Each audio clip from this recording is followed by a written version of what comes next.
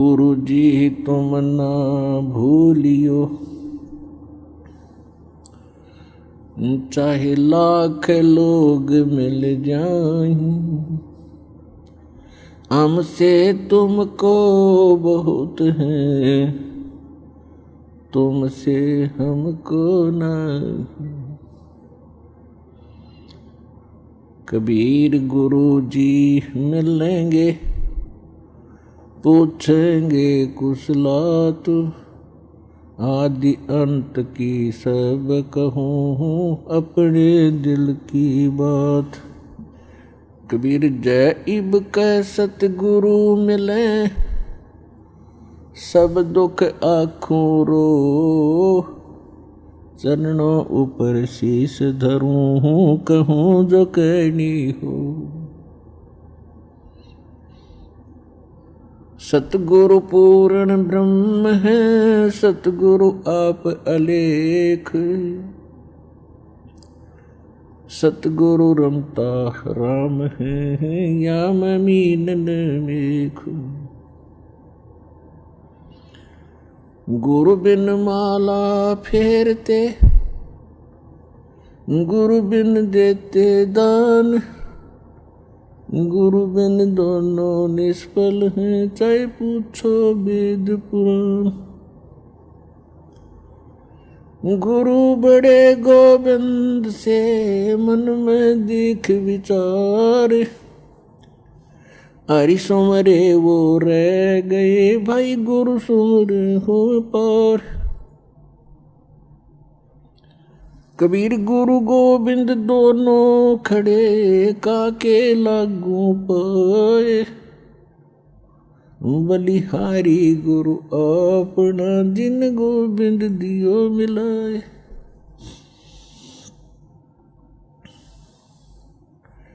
परम पिता परमात्मा पूर्ण ब्रह्म, सर्व सृष्टि रचनहार कबीर परमेश्वर जी अपनी प्यारी आत्माओं को यथार्थ ज्ञान देने के लिए वे स्वयं ही आते हैं, अपने सतलोक से चलकर आते हैं और वो गुरु की भूमिका निभाते हैं। क्योंकि यदि पृथ्वी पर गुरु होते तो परमात्मा को आने की आवश्यकता नहीं थी। पृथ्वी पर गुरु नहीं थे, ये लिटिल नॉलेज वाले गुरु थे, नीम हकीम थे।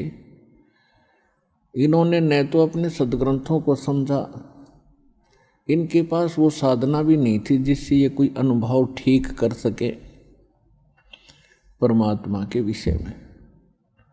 इसलिए गुरु रूप में परमात्मा स्वयं ही आते हैं और वो अपनी महिमा भी बताने की चेष्टा करते हैं कि मैं परमात्मा हूँ, लेकिन वो हमारे गले नहीं उतरती, क्योंकि हमने जो ज्ञान सुना होता है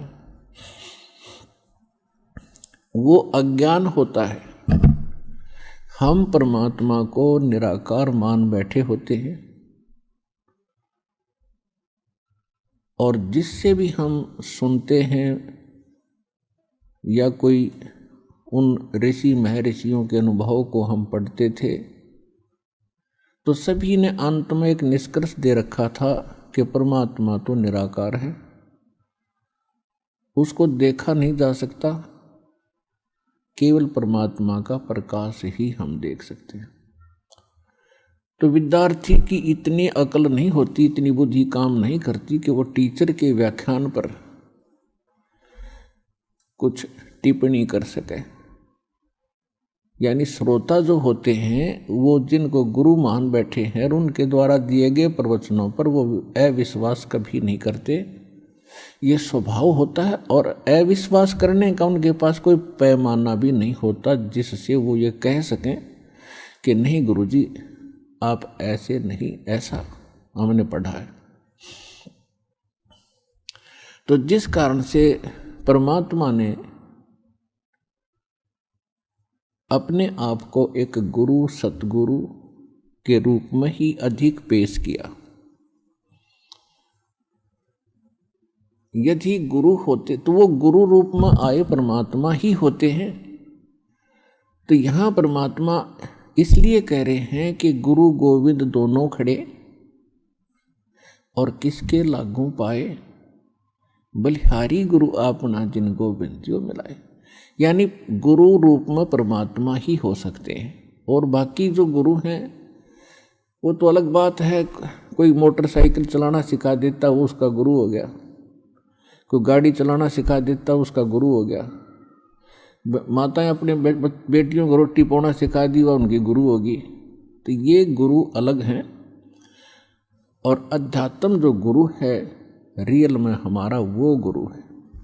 तो अध्यात्म ज्ञान यहाँ नहीं था, और जो सदग्रंथ थे उनको हमारे गुरु जो बने हुए थे यहाँ नकली, वो समझ नहीं सके। इसलिए परमात्मा स्वयं आते हैं और फिर वो कहते हैं कि गुरु गोविंद दोनों खड़े, अब किसके लागू पाए, बलिहारी गुरु आपना जिन गोविंद यो मिलाए। तो वो कहते हैं गुरु को, गोविंद को छोड़कर हम गुरु को ही महत्व देंगे।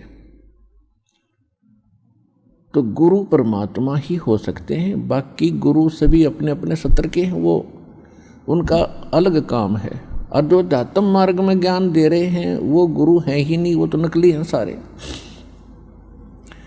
क्योंकि परमात्मा जो ज्ञान देता है, परमात्मा ने ज्ञान दिया वेदों का, परमात्मा ने ज्ञान दिया गीता का, यानी गीता में जो ज्ञान है वो परमात्मा वाला ही है, जो परमेश्वर ने इस ब्रह्म के अंदर फीड किया था, और वो वेद जो के तो बाहर निकले थे। उसके बाद गीता जी के अंदर जो इसने ज्ञान दिया है ब्रह्म ने, ज्योत स्वरूपी निरंजन ने, श्री कृष्ण जी में प्रवेश करके इस काल ने जो ज्ञान दिया, उसमें अधिकतर वेदों वाला ही ज्ञान है जो गॉड गिवन है, परमात्मा ने इसको दिया था।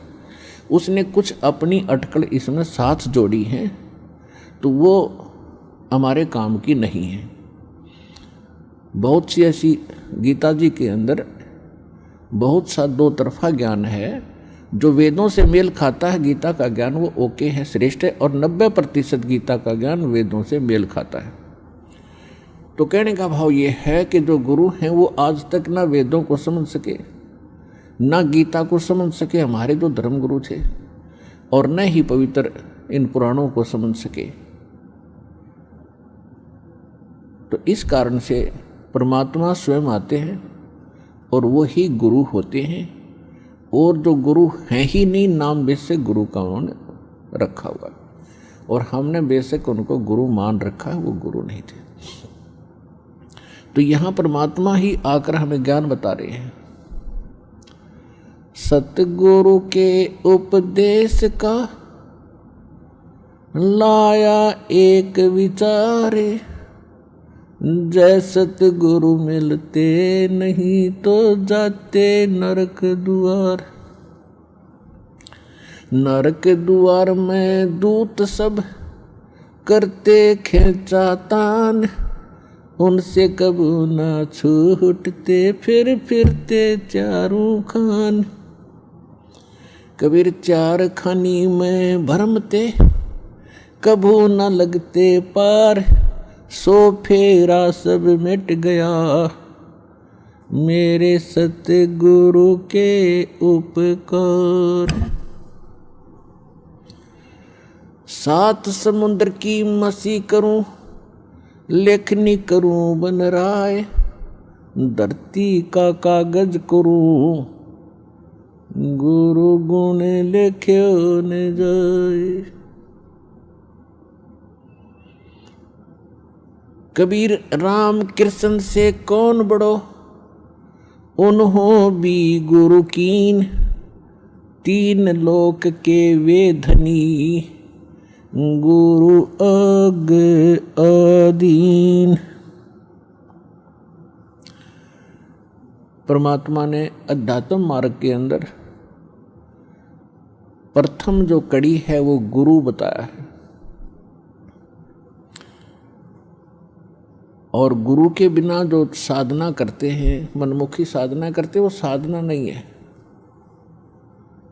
उनका व्यर्थ प्रयत्न है। इसलिए गुरु बिन माला फेरते, गुरु बिन देते दान, गुरु बिन दोनों निष्फल हैं, से पूछो वेद पुराण। गर्भ योगेश्वर गुरु बिना, लाग्या हर की सेव, कहें कबीर बैकुंठ से, वो फेर दिया सुखदेव। राजा जनक गुरु किए, फिर कीनी हर की सेव, कहें कबीर बैकुंठ को, चले गए सुखदेव। गुरु की महिमा बताते हुए परमात्मा कह रहे हैं कि सुखदेव नाम के ऋषि को गर्भ में ही, मां के गर्भ में ज्ञान हो गया था कि मनुष्य जीवन केवल परमात्मा प्राप्ति के लिए ही प्राप्त होता है,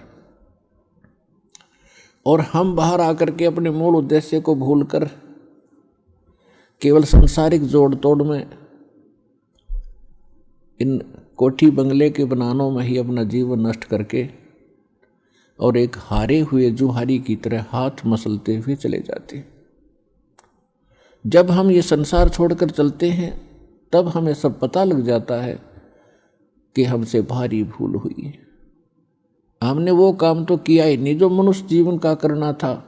ये तो पक्षियों जैसे ही काम किए और उसी में सारा जीवन नष्ट करके और फूले फिरते रहे। फिर ये वहाँ जाके रोता है जीव धर्मराज के सामने खड़ा होकर के, जहाँ इसका न्याय किया जाता है, इसका हिसाब होता है।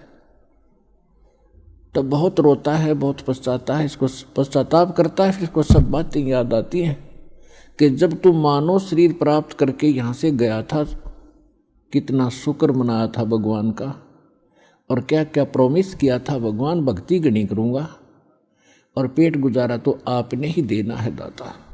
तो उस समय उसको याद आती हैं वो बातें। पौ फाटी पगरा भया, जागी जिया जून, सबका हो को देत है वो चोट समाना चून।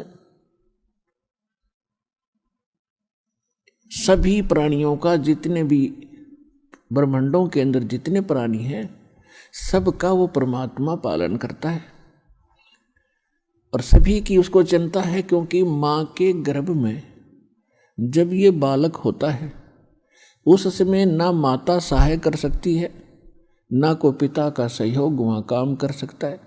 तो वहाँ पालन कौन करता आपका, वहाँ आपका सुरक्षा करने वाला कौन था? तो वहाँ भी उस परमेश्वर ने ही आपकी सुरक्षा की, आपका पोषण किया। चाहे जुगाड़ कुछ भी जोड़ा उसने, कोई तरीका बनाया, माँ की नाभि से आपकी नाभि जोड़ दी और आपका शरीर पुष्ट हुआ।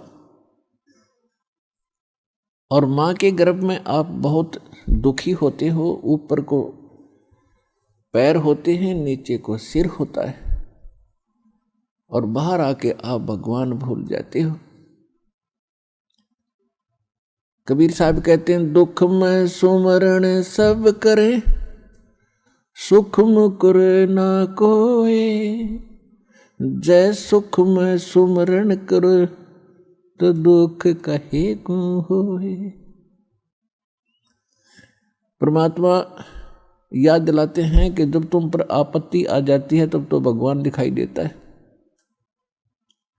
और जब तक तुम्हारे पूर्व जन्म के संस्कार ठीक होते हैं, आपके पुण्य चलते हैं और आप अपने आप को सुखी महसूस करते हैं। वैसे तो यहाँ सुख है नहीं, हम झूठे सुख को ही सुख मान बैठे। कबीर साहब कहते हैं, झूठे सुख को सुख है ये मान रहा मनमोद, जो सकल चबीना काल का कुछ मुख में कुछ बोध। फिर भी जब तक हम सुखी महसूस करते हैं तो भगवान से कोसों दूर रहते हैं। और भगवान की पूजा कैसी करते हैं? महीने 2 महीने 6 महीने में कभी इष्ट धाम पर मत्था टेक आए, शुक्रवार मंगलवार को प्रसाद बांट दिया, किसी दिन व्रत रख लिया। और अधिक लोग वर्तमान में तो नास्तिक ही हो चुके हैं, क्योंकि समय पर टूक मिल रहा है, अच्छी व्यवस्था हो गई है, शिक्षा हो गई है, अच्छी पोस्ट हो गई हैं, खूब परमात्मा ने बुद्धि दे दी, अपने बच्चों को इन्होंने ट्यूबवेल लगा लिए हैं, नहरें अच्छी बना ली हैं, बढ़िया आहार समय पर मिलने लगा। अब भगवान से कोसों दूर हो गए और भूल गए उन दुखों को। परमात्मा कहते हैं इसे सुख के आग लगे जो भगवान ते दूर करे। परमात्मा कहते हैं सुख के माथे पत्थर पड़ो जो नाम हृदय ते जावे, और बलिहारी व दुख के जो पल पल नाम रटावे। पुराने समय में हमारे पूर्वज बताया करते थे बुजुर्ग कि वर्षा ना होती थी, भगवान को याद किया करते थे। कोई भी दुख आता था भगवान को बैठकर याद करते थे, हमारी आपदाएं टला करती थी। और अब भगवान 100 कोस दूर हो गया। अब तो बिजली याद रहती है, बिजली ना ही ट्यूबवेल चलाऊं वो भगवान याद नहीं आता। तो परमात्मा कहते ऐसा सुख बाढ़ में पड़ो जिस तो भगवान की भूल पड़े। तो सत्संग में आने से फिर हमें याद होता है कि भगवान की कितनी आवश्यकता है। तो सत्संग में आने से फिर सुखी भी भगवान की भक्ति करेंगे। यदि दुखी व्यक्ति भक्ति करते हैं तो सुख देता है परमात्मा, उसका गुण है। और यदि सुख में ही भक्ति करते रहें तो दुख ना हो। और मूल काम मनुष्य जीवन का भक्ति ही करना था, वो हम भूल चुके थे। तो इसका ज्ञान संत और परमात्मा ही दिलाते हैं, सतगुरु दिलाते हैं। सतगुरु का बहुत अभाव हो गया और सत्संग सुन सुन कर इंसान बहरे हो गए। ये नकली संतों के अटपट खटिन, उनको बात का पता नहीं, कोई कख इनको पास नहीं। श्रद्धालु उनके ऊपर डिवोट होकर के समर्पित होकर के अपना जीवन नाश कर गए। इतना बिगाड़ दिया धार्मिक इस मार्ग को, अब सेट करना दास के लिए कितना कठिन हो रहा है। इतने टीवी चैनल चलते हैं, सब पर कोरी बकवाद घड़ी जाती है इन संतों के द्वारा, कख भी पता नहीं, और सब सुन सुन कर बहरे हो लिए और उनको फाइनल मान चुके। तो इसका अब धीरे धीरे निवारण होगा इस संकट का। और सभी शिक्षित हैं, देख रहा दास के इतना विपरीत मार्ग है समाज के और पूर्व ज्ञान के, और उसके बाद भी कितनी सफलता मिली है, क्योंकि इसमें सत्यता घनी है और सत्य को कोई मिटा नहीं सकता। वो अपना स्थान बनाया करती है लेकिन उसकी स्पीड स्लो होती है। भले ही धीरे धीरे चलेगा लेकिन ये सफल होगा और एक दिन पूरा विश्व इस ज्ञान को और इस भगवान को स्वीकार करेगा और उद्धार होगा, सुखी होगा।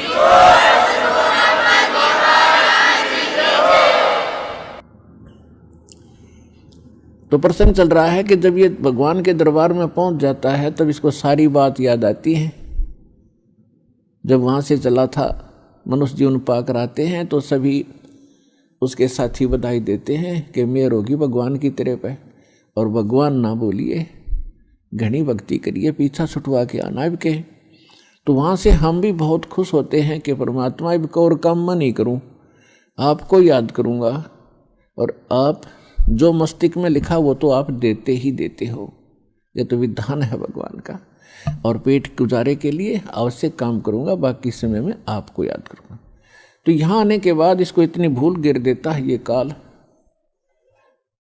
कि ये पिछला सब भूल जाता है और नए सिरे से इसकी पढ़ाई शुरू होती है। ये तेरा चाचा या तेरी चाची, ये तेरा मामा, ये तेरा बुआ, तेरी बुआ, और इस तरह से फिर इसको पढ़ा करके ये सांसारिक ये मंत्र, माया कैसे इकट्ठी करनी चाहिए, बड़ी कोठी बना ले बड़ी इज्जत हो जाएगी, तो ये नए मंत्र सिखाए जाते हैं इसको।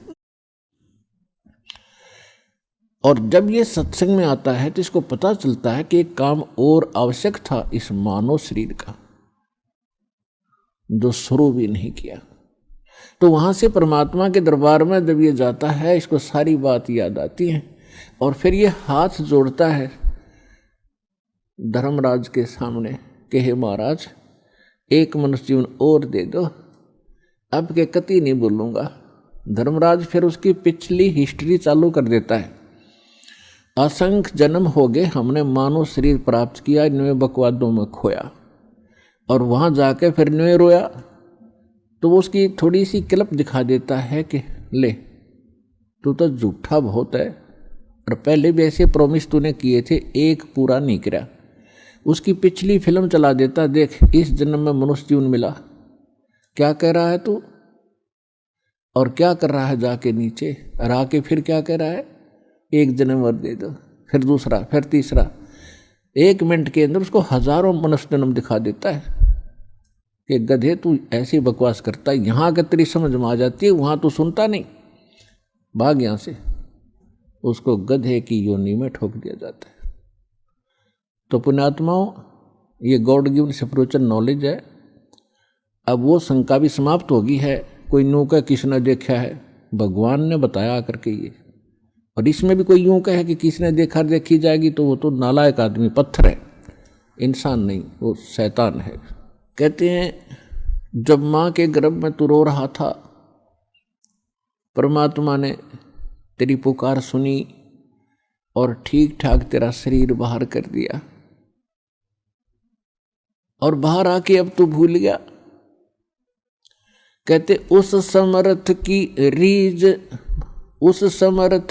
रीज भुलाई, अब कुल कुटुंब से राता, गर्भ के अंदर बचन भरे थे, कहाँ गई वो बाता। परमात्मा कितने प्यार से समझाना चाहते हैं कि भूल गए उन दिनों को। उस समर्थ की रीझ छुपाई, उस परमात्मा ने तेरे ऊपर रहम किया, खुश हुए और तेरे को मनुष्य जीवन देकर माँ के गर्भ से संकट से बाहर निकाला। नहीं तो बहुत से बच्चे गर्भ में मर जाते, माँ भी मर जाती साथ में। उसकी मेहर से ही तुम ठीक ठाक यहाँ बाहर जन्म लेते हो। और आज भूल गया उन भगवान की उन बातों को कि गर्भ के अंदर वचन भरे थे, कहाँ गई वो बात। तो पुण्यात्मा, दुख में सुमन सब करें, सुख में करे न कोई, और जय सुख में सुमन करे तो दुख का ही कोई। तो सौभाग्य उन पुण्यात्माओं का जो यहाँ आए हैं, जिनके ऊपर कोई आपत्ति है।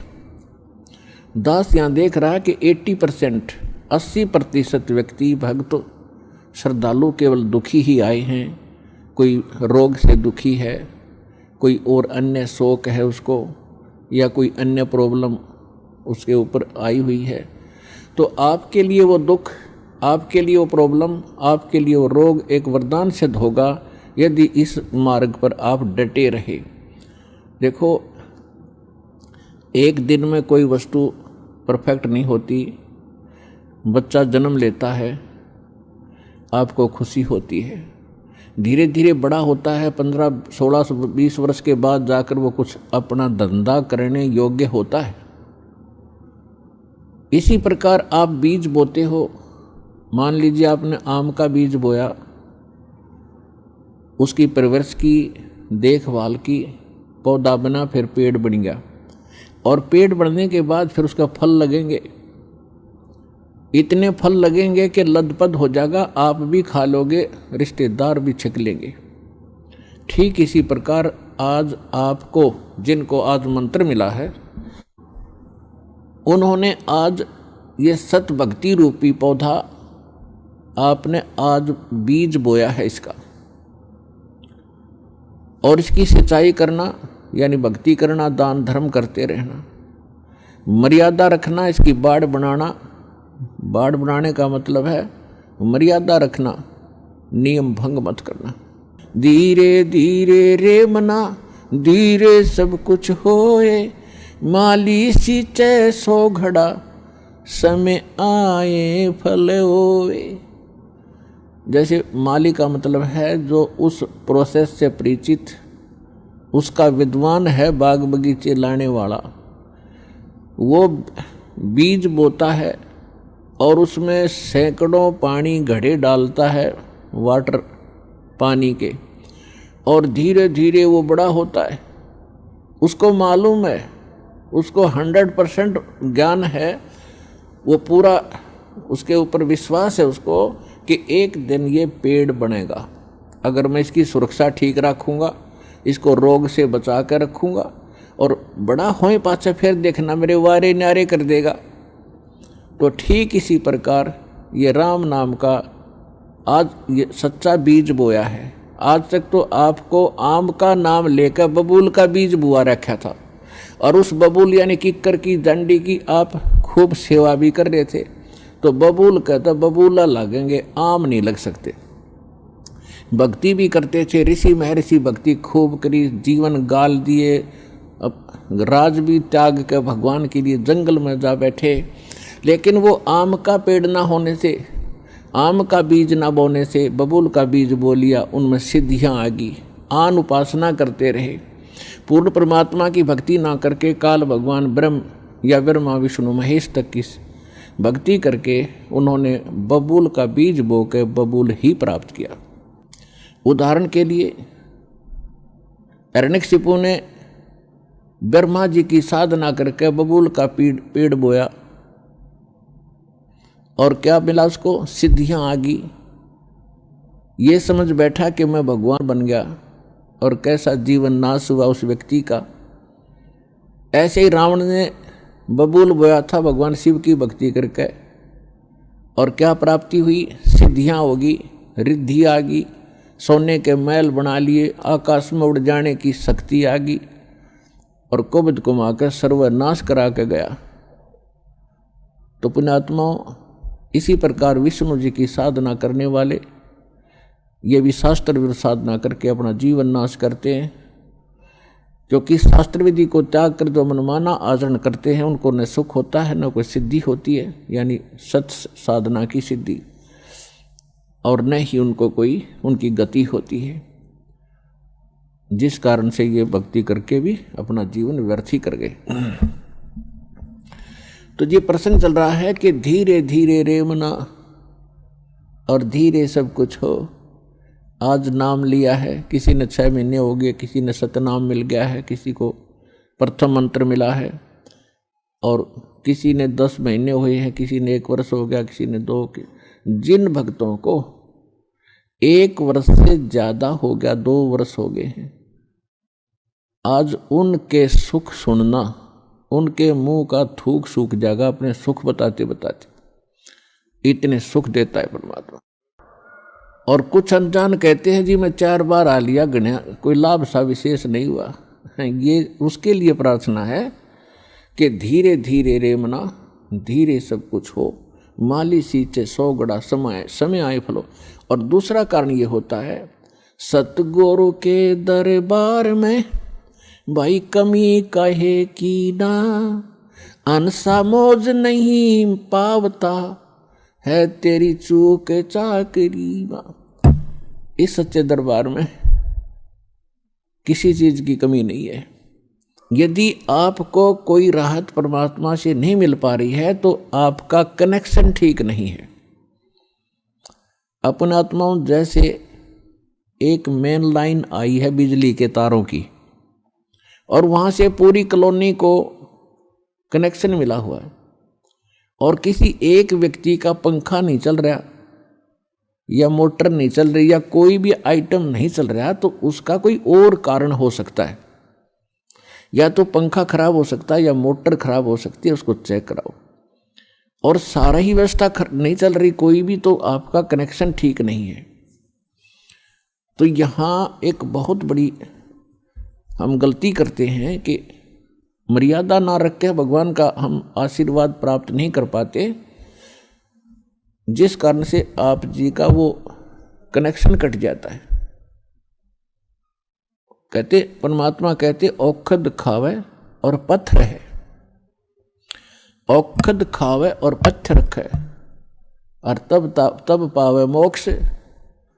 जैसे दवाई लेते हैं, औषधि लेते हैं, तो उसके साथ कुछ परहेज भी होते हैं। तो इस मार्ग में परहेज कंपलसरी है परमात्मा के इस मार्ग में। और परहेज वही हैं जो हमने वैसे ही ना करने चाहिए। बीड़ी, शराब, मांस, तम्बाकू, अन्य देवताओं की पूजा, ये तो वैसे ही ना करनी चाहिए। बताओ और परहेज क्या है? तो इस करके ये तो अवश्य रखने ही पड़ेंगे यदि आपने भगवान से लाभ लेना है और मोक्ष प्राप्ति करनी है। तो कहने का भाव ये है कि नाम जिन्होंने ले लिया, धीरे धीरे सब काम होंगे। थोड़ा समय दो दाता को, इतने उतावले ना हो। जैसे एक कहता है जी मैंने नाम लिया, मैं मेरा सारे सुख हो गए। तो इसके, और दूसरा कहता जी मैं 4 बार आ चुका हूँ, अभी तक विशेष राहत मिली नहीं है। पुण्यात्माओं, ये परमात्मा का मार्ग है, इसके लिए आपने ये ध्यान रखनी पड़ेंगी जो बातें दास बता रहा है। अब जैसे किसी का कोई रोगी है और उसको एक्सीडेंट हो गया किसी का, और उससे ब्लड निकल रहा है, रक्त, और उधर से टांग टूट गई, उस पीड़ा भी बहुत घनी हो रही है, तो डॉक्टर सबसे पहले उस स्थान को ऑपरेशन या किसी कारण से ठीक करेगा जहाँ से ब्लड निकल रहा है। अगर उसका ब्लड निकल गया तो मृत्यु हो जाएगी, और वो उस तरफ ध्यान नहीं देगा कि टांग टूट रही है और ये रो रहा है, चिल्ला रहा है कि मुझे पीड़ा है। डॉक्टर इलाज भी कर रहा है और वो ये सोच रहा है कि डॉक्टर का ध्यान को नहीं, मैं मर गया, मेरी तो टांग टूट गई। लेकिन डॉक्टर पागल नहीं है, डॉक्टर पहले देख रहा है कि ये करना आवश्यक है, ये टांग तो बाद में जुड़ जाएगी, इस तरह मरा नहीं गा ये। तो इसी प्रकार आपके जिन्होंने दीक्षा ले ली है और जिनके ऊपर कोई ऐसी आपदा आनी है कि आपकी मृत्यु होनी हो, तो पहले परमात्मा उस मृत्यु को रोकेगा, बाकी संसारिक सुख तो फिर आपका ढेर लगा देगा, आपका जीवन एक्सटेंड हो गया था। तो इस बात को आप ध्यान रखना, यह कोई बालकों का लेख नहीं है, और इतने एक मनुष्य जीवन का मिलना हंसी खेल नहीं है, एक सांस भी मनुष्य जीवन की मिलना आपको बालकों का खेल नहीं है। और ये आपको 100-150 वर्ष एक्सटेंड कर देता है ये परमपिता, ये पूर्ण परमात्मा है। तो पुण्यात्माओं, इन बातों पर ध्यान रखना जो दास आपको गाइडलाइन बता रहा है। तो इस प्रकार जिनको राहत नहीं मिल रही है वो ये ना सोचो भगवान का ऑपरेशन चालू नहीं है। आपके उन संकट निवारण के लिए परमात्मा उसी दिन सक्रिय हो जाता है जिस दिन आप इस ज्ञान को पढ़कर या ज्ञान को सुनकर और हृदय से पुकार लेते हो, परमात्मा हम आपके हो लिए, आपके बगैर मुझे कुछ दिखाई नहीं देता है।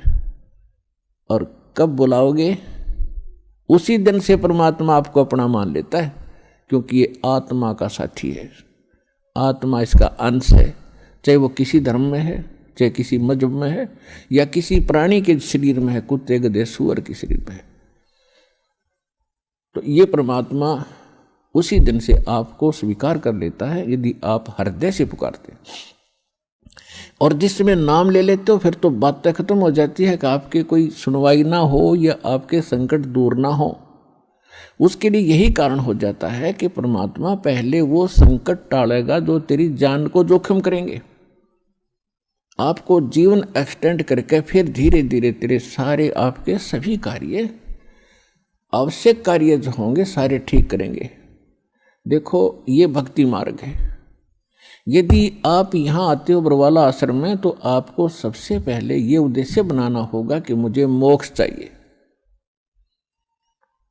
और जो ये कहते हैं मैं फैक्ट्री लाऊं, मैं मंत्री बनूं, एमएलए बन जाऊं, मेरा आशीर्वाद दे दो गुरुजी, देखो ये आशीर्वाद यहाँ पर आपको नहीं मिलेंगे, क्योंकि ये तो भगवान से दूर करेंगे आपको, और हम ऐसा विष आपको खिला नहीं सकते जो आपका जीवन को हानि कर दे।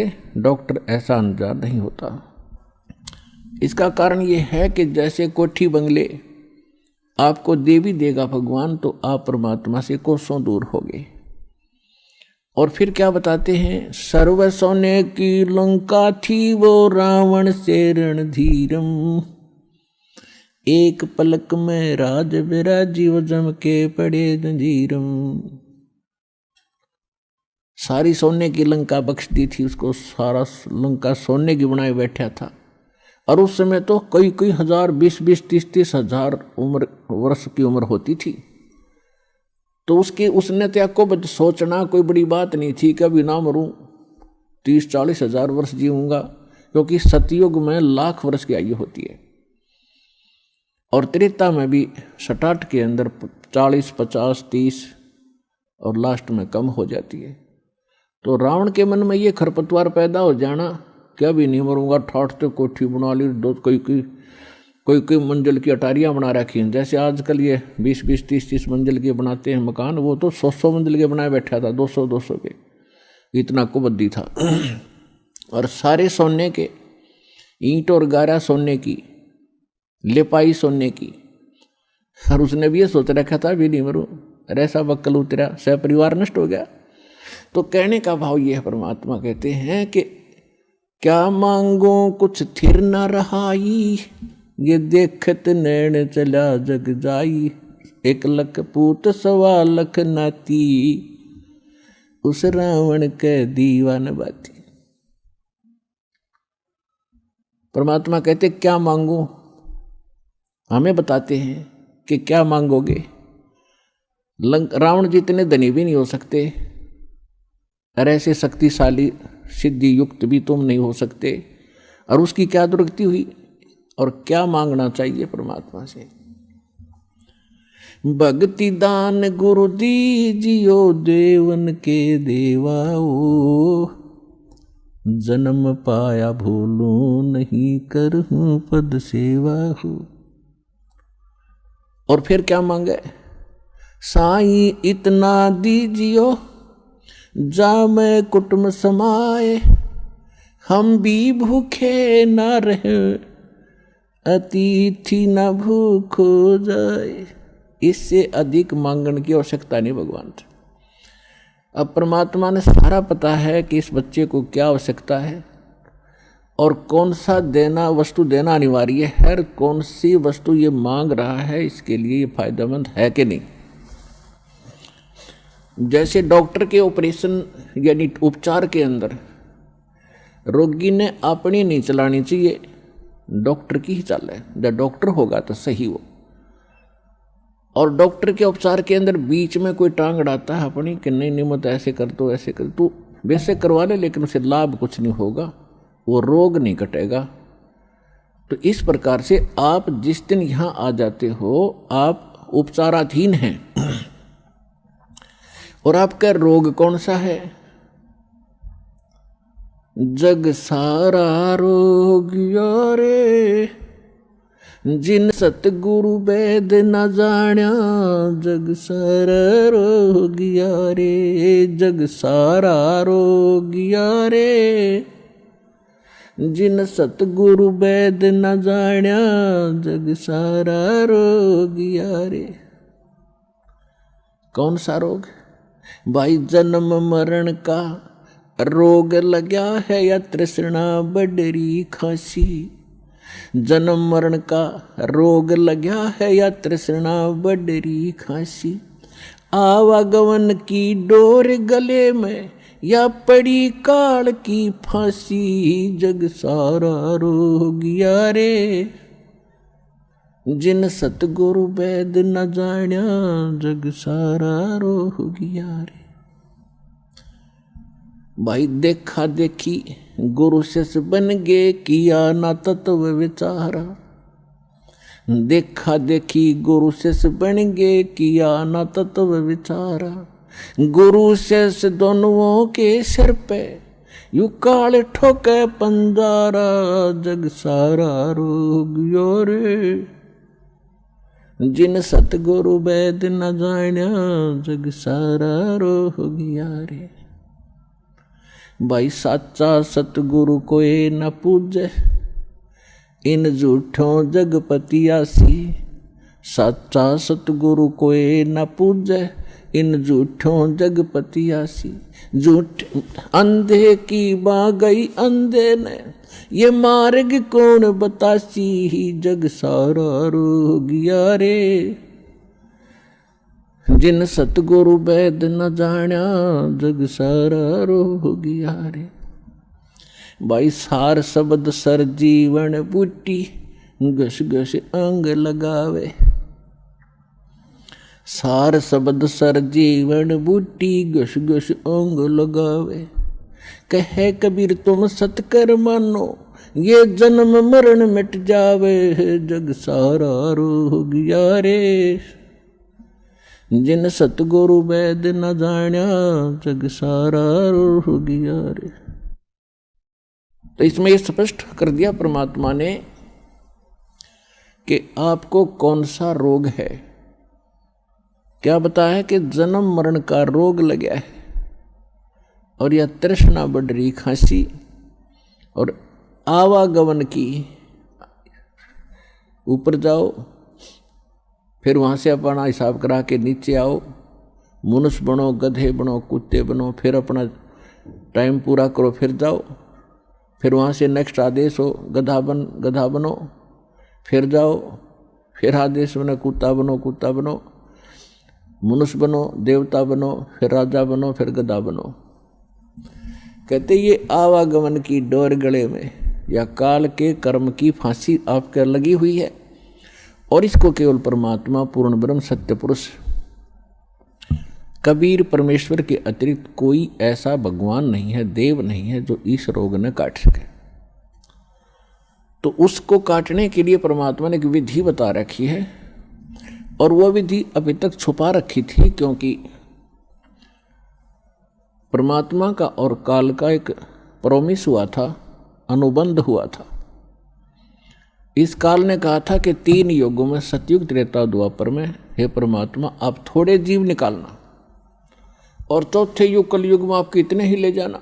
काल को पता था कि कलयुग में इनकी पिछली बैटरी कति डाउन हो जाएगी, पुण्य कर्म कति खत्म हो जाएंगे। सतयुग, त्रेता, द्वापर में, सतयुग, त्रेता, द्वापर के अंदर आप रहे हैं, और वो कौन सी आत्मा है जो सतयुग, त्रेता, द्वापर में, सतयुग से शुरू होती है मानव शरीर प्राप्त करके, वो आत्माएं होती हैं जो कभी इस कलयुग के इस समय में, जो आज आपको टाइम मिला है, ये बिचली पीढ़ी का समय यानी मध्य का समय है कलयुग का, इस सत्य भक्ति का। प्रथम चरण तो कलयुग का था, परमात्मा आए थे, सहस्रीर आए थे, सहस्रीर कबीर परमेश्वर चले गए थे मगर से। अब ये बिचली पीढ़ी है जो अब स्टार्ट हुई, इसमें कंप्लीट कोर्स है भक्ति का, और निरसंशय है, कोई डाउट नहीं, सब प्रमाणित है। अब जो भक्ति करेंगे वो पार हो जाएंगे, मर्यादा में रहेंगे अंतिम सांस तक, वो तो सतलोक चले जाएंगे। फिर क्या होगा, 1000 वर्ष के बाद इस भक्ति में बहुत से ऐसे नालायक काल के दूत घुसेंगे, वो धीरे धीरे इनकी भक्ति खराब करवाना शुरू करेंगे, और उस समय जो सच भक्ति जितने समय वो कर चुके और उसके बाद मार्ग दिशा बदल ली, उनके साथ के बनेगी कि जैसे पुण्यात्माओं एक श्वास के मंत्र का जो इस दास से प्राप्त करके आप एक श्वास भी मंत्र का ले लेते हो सतनाम का, वैसे तो प्रथम मंत्र से ही आपकी गजब की कमाई शुरू हो जाती है, बहुत ज़्यादा बन जाती है। और यदि सतनाम का मंत्र भी आपने 1 2 साल 3 साल 4 वर्ष कर लिया और सारनाम ना भी मिला, तो भी आपकी ढेर सारी कमाई बन जाती है। और फिर काल क्या करेगा, क्योंकि आपके पुण्य तो वो देगा, उसने तो ऊपर होटल बना रखे हैं, स्वर्ग महास्वर्ग में, और ज़्यादा टैक्स देता है वो आपसे, आपके पुण्यों से, कहीं 20%, 25%, कहीं पर 10%, ऐसे उसने अपने टैक्स लगा रखे। और जो खर्चा आप खाते हो वो अलग है, वो तो आपकी पूंजी से होगा, तो आपको स्वर्ग महास्वर्ग में रख देता है, और वहां आपके पुण्य आपके साथ होते हैं। जब महास्वर्ग के अंदर आपके पुण्य खत्म हुए, उसके बाद स्वर्ग में ले आता है, नीचे एक अलग से एक स्वर्ग है, उस महास्वर्ग से अन्य जो कॉमन स्वर्ग है, उसमें भी जब आपके पुण्य खत्म हो जाते हैं, फिर आपको पृथ्वी पर डाल देता है। तो वो पुण्यात्मा इतना समय वहाँ रहती हैं स्वर्ग में, महास्वर्ग में, फिर उनको सतयुग में प्रारंभ में जन्म देता है। इस भक्ति युग में की हुई भक्ति उनकी इतनी प्रबल हो जाती है कि फिर वो सतयुग में प्रथम जन्म लेते हैं। उनकी फिर भी इतनी भक्ति होती है, क्योंकि सतयुग में लाखों वर्ष का जीवन होता है, एक का जीवन पूरा करते हैं, इतने युग 1-2 जीवन में वो सतयुग पूरा हो जाता है। फिर त्रेता में आते हो आप वही हो जो पहले भक्ति लगे थे, लेकिन आप फिसल गए, आप रिपट गए, विचलित हो गए किसी कारण से। और परमात्मा का विधान है, जो जन मेरी शरण है ताका हूँ मैं दास, और गेल गेल लाग गया फिरों जब तक धरती आकाश। एक बार इस सच्चे नाम से आज कोई जुड़ जाएगा। आज उसने नाम ले लिया, कितना रोगी है और चाहे उसकी कल मृत्यु हो जा, नाम लेते भी हो जा, तो अभी परमात्मा अपने बही में लिख लेगा उस आत्मा को कि मेरी होगी भी। अपने आत्माओं हमने असंख्य जन्म बर्बाद कर दिए, असंख्य जन्म मनुष्य के खो चुके हो आप। ये पहला शरीर नहीं जागा जो आज आपका जाने वाला है, मान ले कभी भी। ये तो असंख्य बर्बाद हो लिए। तो कपड़े हैं, कुर्ते पजामे हैं, तो आपकी शरीर बॉडी ऊपर का, और इस नाम के लेते ही आपके कई सैकड़ों कुर्ते पजामे खूटियां व अलमारी में रख दिए जाते हैं। मनुष्य आज आपको नाम लेते ही और चाहे अगले पल मृत्यु हो जाती है।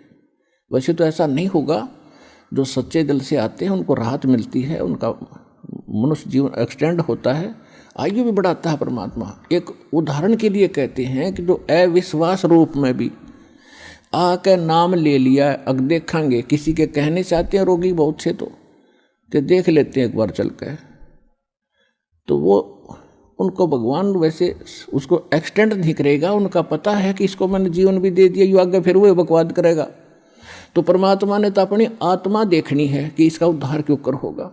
तो नाम लेते ही यदि उसकी मृत्यु भी होगी तो भी भगवान के अकाउंट में आ गया, और 10 महीना में फिर जन्म देकर उसको फिर बरवाला बुला लेगा। वह शुरुआत होगी उसके जीवन की। तो यहाँ आने वाले व्यक्ति को हानि कति नहीं है, और कति ज्ञान सुनकर समर्पित होकर आओगे तो आपकी कैंसर का बाप भी ठीक हो जा। भगवान किसे कहते हैं? वाह भाई वाह। यहाँ पर कम से कम लाखों भक्तों के कैंसर तक के रोग ठीक हो चुके, जिन्होंने समर्पित भाव से परमात्मा पर विश्वास करके नाम लिया और मर्यादा निभाई। क्योंकि दुखी आदमी मर्यादा खूब निभाता है, सुखी तक गड़बड़ कर देता है, समाज को गणा देकर उसने तो अपनी जान दिखाई देती है, तो उस पर जल्दी राजी हो है भगवान, जल्दी प्रसन्न होता है, उसका जीवन भी बढ़ावेगा और उसको रोग से मुक्त भी करेगा। लेकिन करेगा अपने हिसाब से, उसकी नीत देख के कि आगे कहीं और गड़बड़ ना कर देगी। तो कहने का भाव है, जो प्रसंग हमारा उसी पढ़ाते हैं। तो परमात्मा से जो हम मांगते हैं वो यही मांगनी चाहिए कि साईं इतना दीजिए जा मैं कुटुंब सुमावे, हम भी भूखे ना रहें और अतिथि न भूखा जावे। तो यहाँ आने वाले भक्त को लगभग 80% व्यक्ति जो हैं ये दुखी आते हैं, और उनके लिए वो दुख एक वरदान बनेगा, एक वरदान सिद्ध होगा उसके लिए। तो आपके लिए प्रार्थना है कि परमात्मा पर विश्वास रखना और कुछ समय देना भगवान को। और दूसरी बात यह है कि आज जो प्रसंग चल रहा है कि लाखों वर्ष सतयुग में आपने लाख वर्ष का जीवन भी प्राप्त हुआ, और वो भी थोड़ा लग गया, मरने लगे जब न सोची और भी भगवान थोड़ा सा समय दे दे। त्रेता में हजारों वर्ष का रहा, द्वापर में भी 800-900 वर्ष तक जीवन रहा है जीव का, और कलयुग में अब 60-70-80 वर्ष हम मुश्किल से जी पाते हैं, 90 वर्ष हद कोई पकड़े मुश्किल से। अरे ये तो थोड़ा मानना एक कोई बड़ी बात नहीं, हमने लाख वर्ष का भी जीवन थोड़ा माना और वो भी अंत हुआ।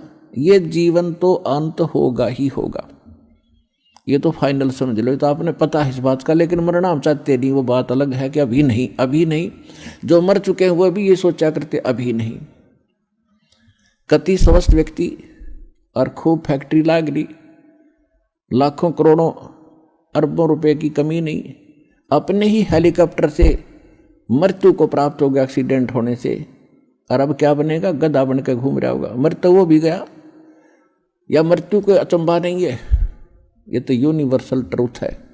लेकिन इस मृत्यु को से बचने के लिए अब तरीका है, मालिक की शरण में आओ। कबीर ये तन जाएगा, सके तो ठहर ला, एक सेवा कर सतगुरु की, फिर गोविंद के गुण गा।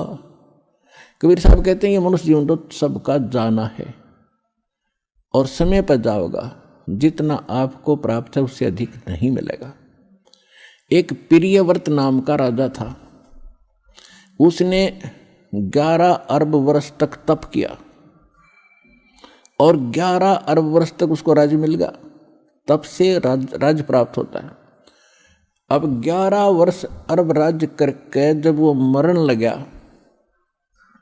11 अरब वर्ष तक राज भोग के इतने ठाठ माना हम तो राजा के, मरते समय जब यम के दूत उसको लेने आए तब उसने एक का प्रार्थना की कि मुझे कुछ श्वास और दे दो।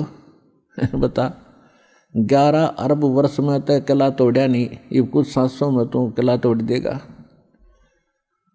यम के दूत कहने लगे, खबरदार, तेरे ताई एक भी सांस लेने का आदेश नहीं है, और टीटी भी पकड़ लेगे, गुद्दी पकड़ कर घसीट लेगे उस राजा को।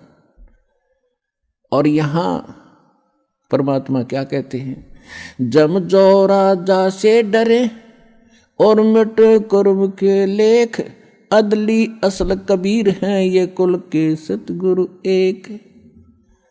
मासा घटे न तिल बधे, विद ना लिखे जो लेख, और सच्चा सतगुरु मेट करवाई ऊपर मार दे मेघ। क्या कहते हैं भगवान कि जा सतगुरु की मैं बलिहारी, जो मेटे जम तल बाणे नू।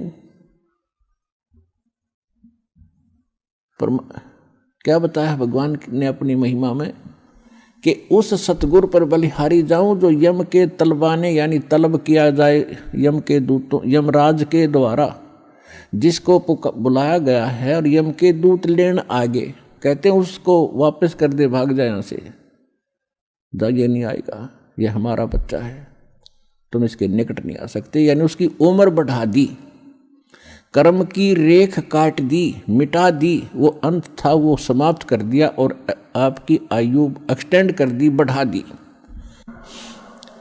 अब आप बालक हो, आपको मालूम नहीं कि कितना कीमती है मनुष्य जीवन, एक सांस की क्या कीमत है।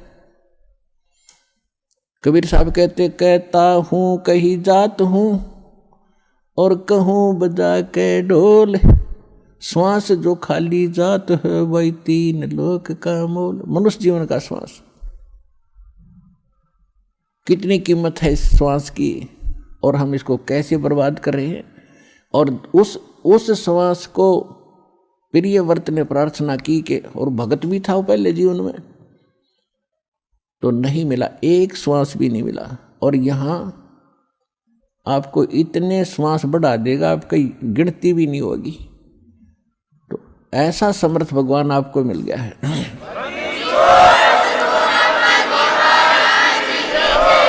तो कहने का भाव ये है कि जो सतयुग में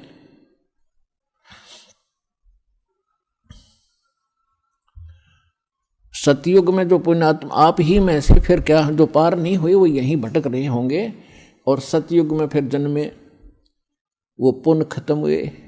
जितने पुण्य खत्म हो जाएंगे उसी प्रकार वातावरण बदलता जाएगा संसार का।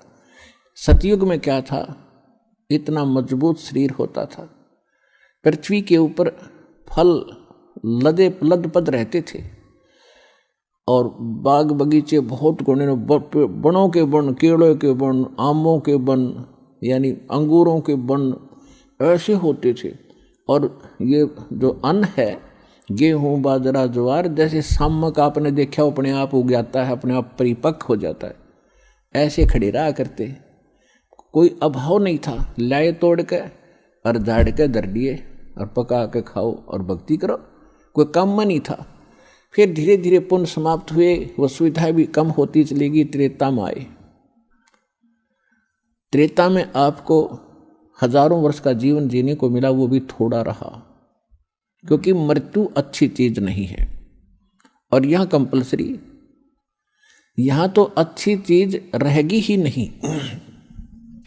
और हम यही डिमांड करते हैं कि हमें अच्छी चीज मिले और कभी समाप्त ना हो। अब बेटा बेटी हुए, हम कितने खुश हैं, बिल्कुल सही है। और हम अपने बच्चों के साथ रहें, कितने अच्छे लगते हैं। इन्हीं के लिए हम सारा दिन मजदूरी करते हैं, मेहनत करते हैं, इनको सुखी रखना चाहते हैं। और ये मृत्यु हो जाती है 1 मिनट में। बच्चे ही मर जाते हैं, बाप माता पिता दोनों मर जाते हैं इकट्ठे ही, पूरा परिवार नाश हो जाता है। तो व्हाट इज दिस? यो लोक है, ये संसार है जहां आप रह रहे हो।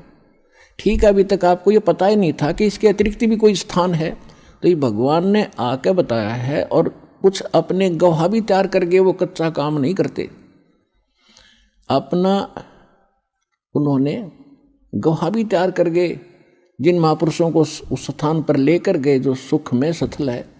गीता अध्याय नंबर 18 के श्लोक नंबर 62 में कहा कि अर्जुन, तू सर्वभाव से उस परमेश्वर की शरण में जा, उसकी कृपा से तू परम शांति को और सनातन परम धाम को प्राप्त होगा। परम शांति वहां होगी जहां मृत्यु नहीं है, और जहां मृत्यु वहां शांति किसी।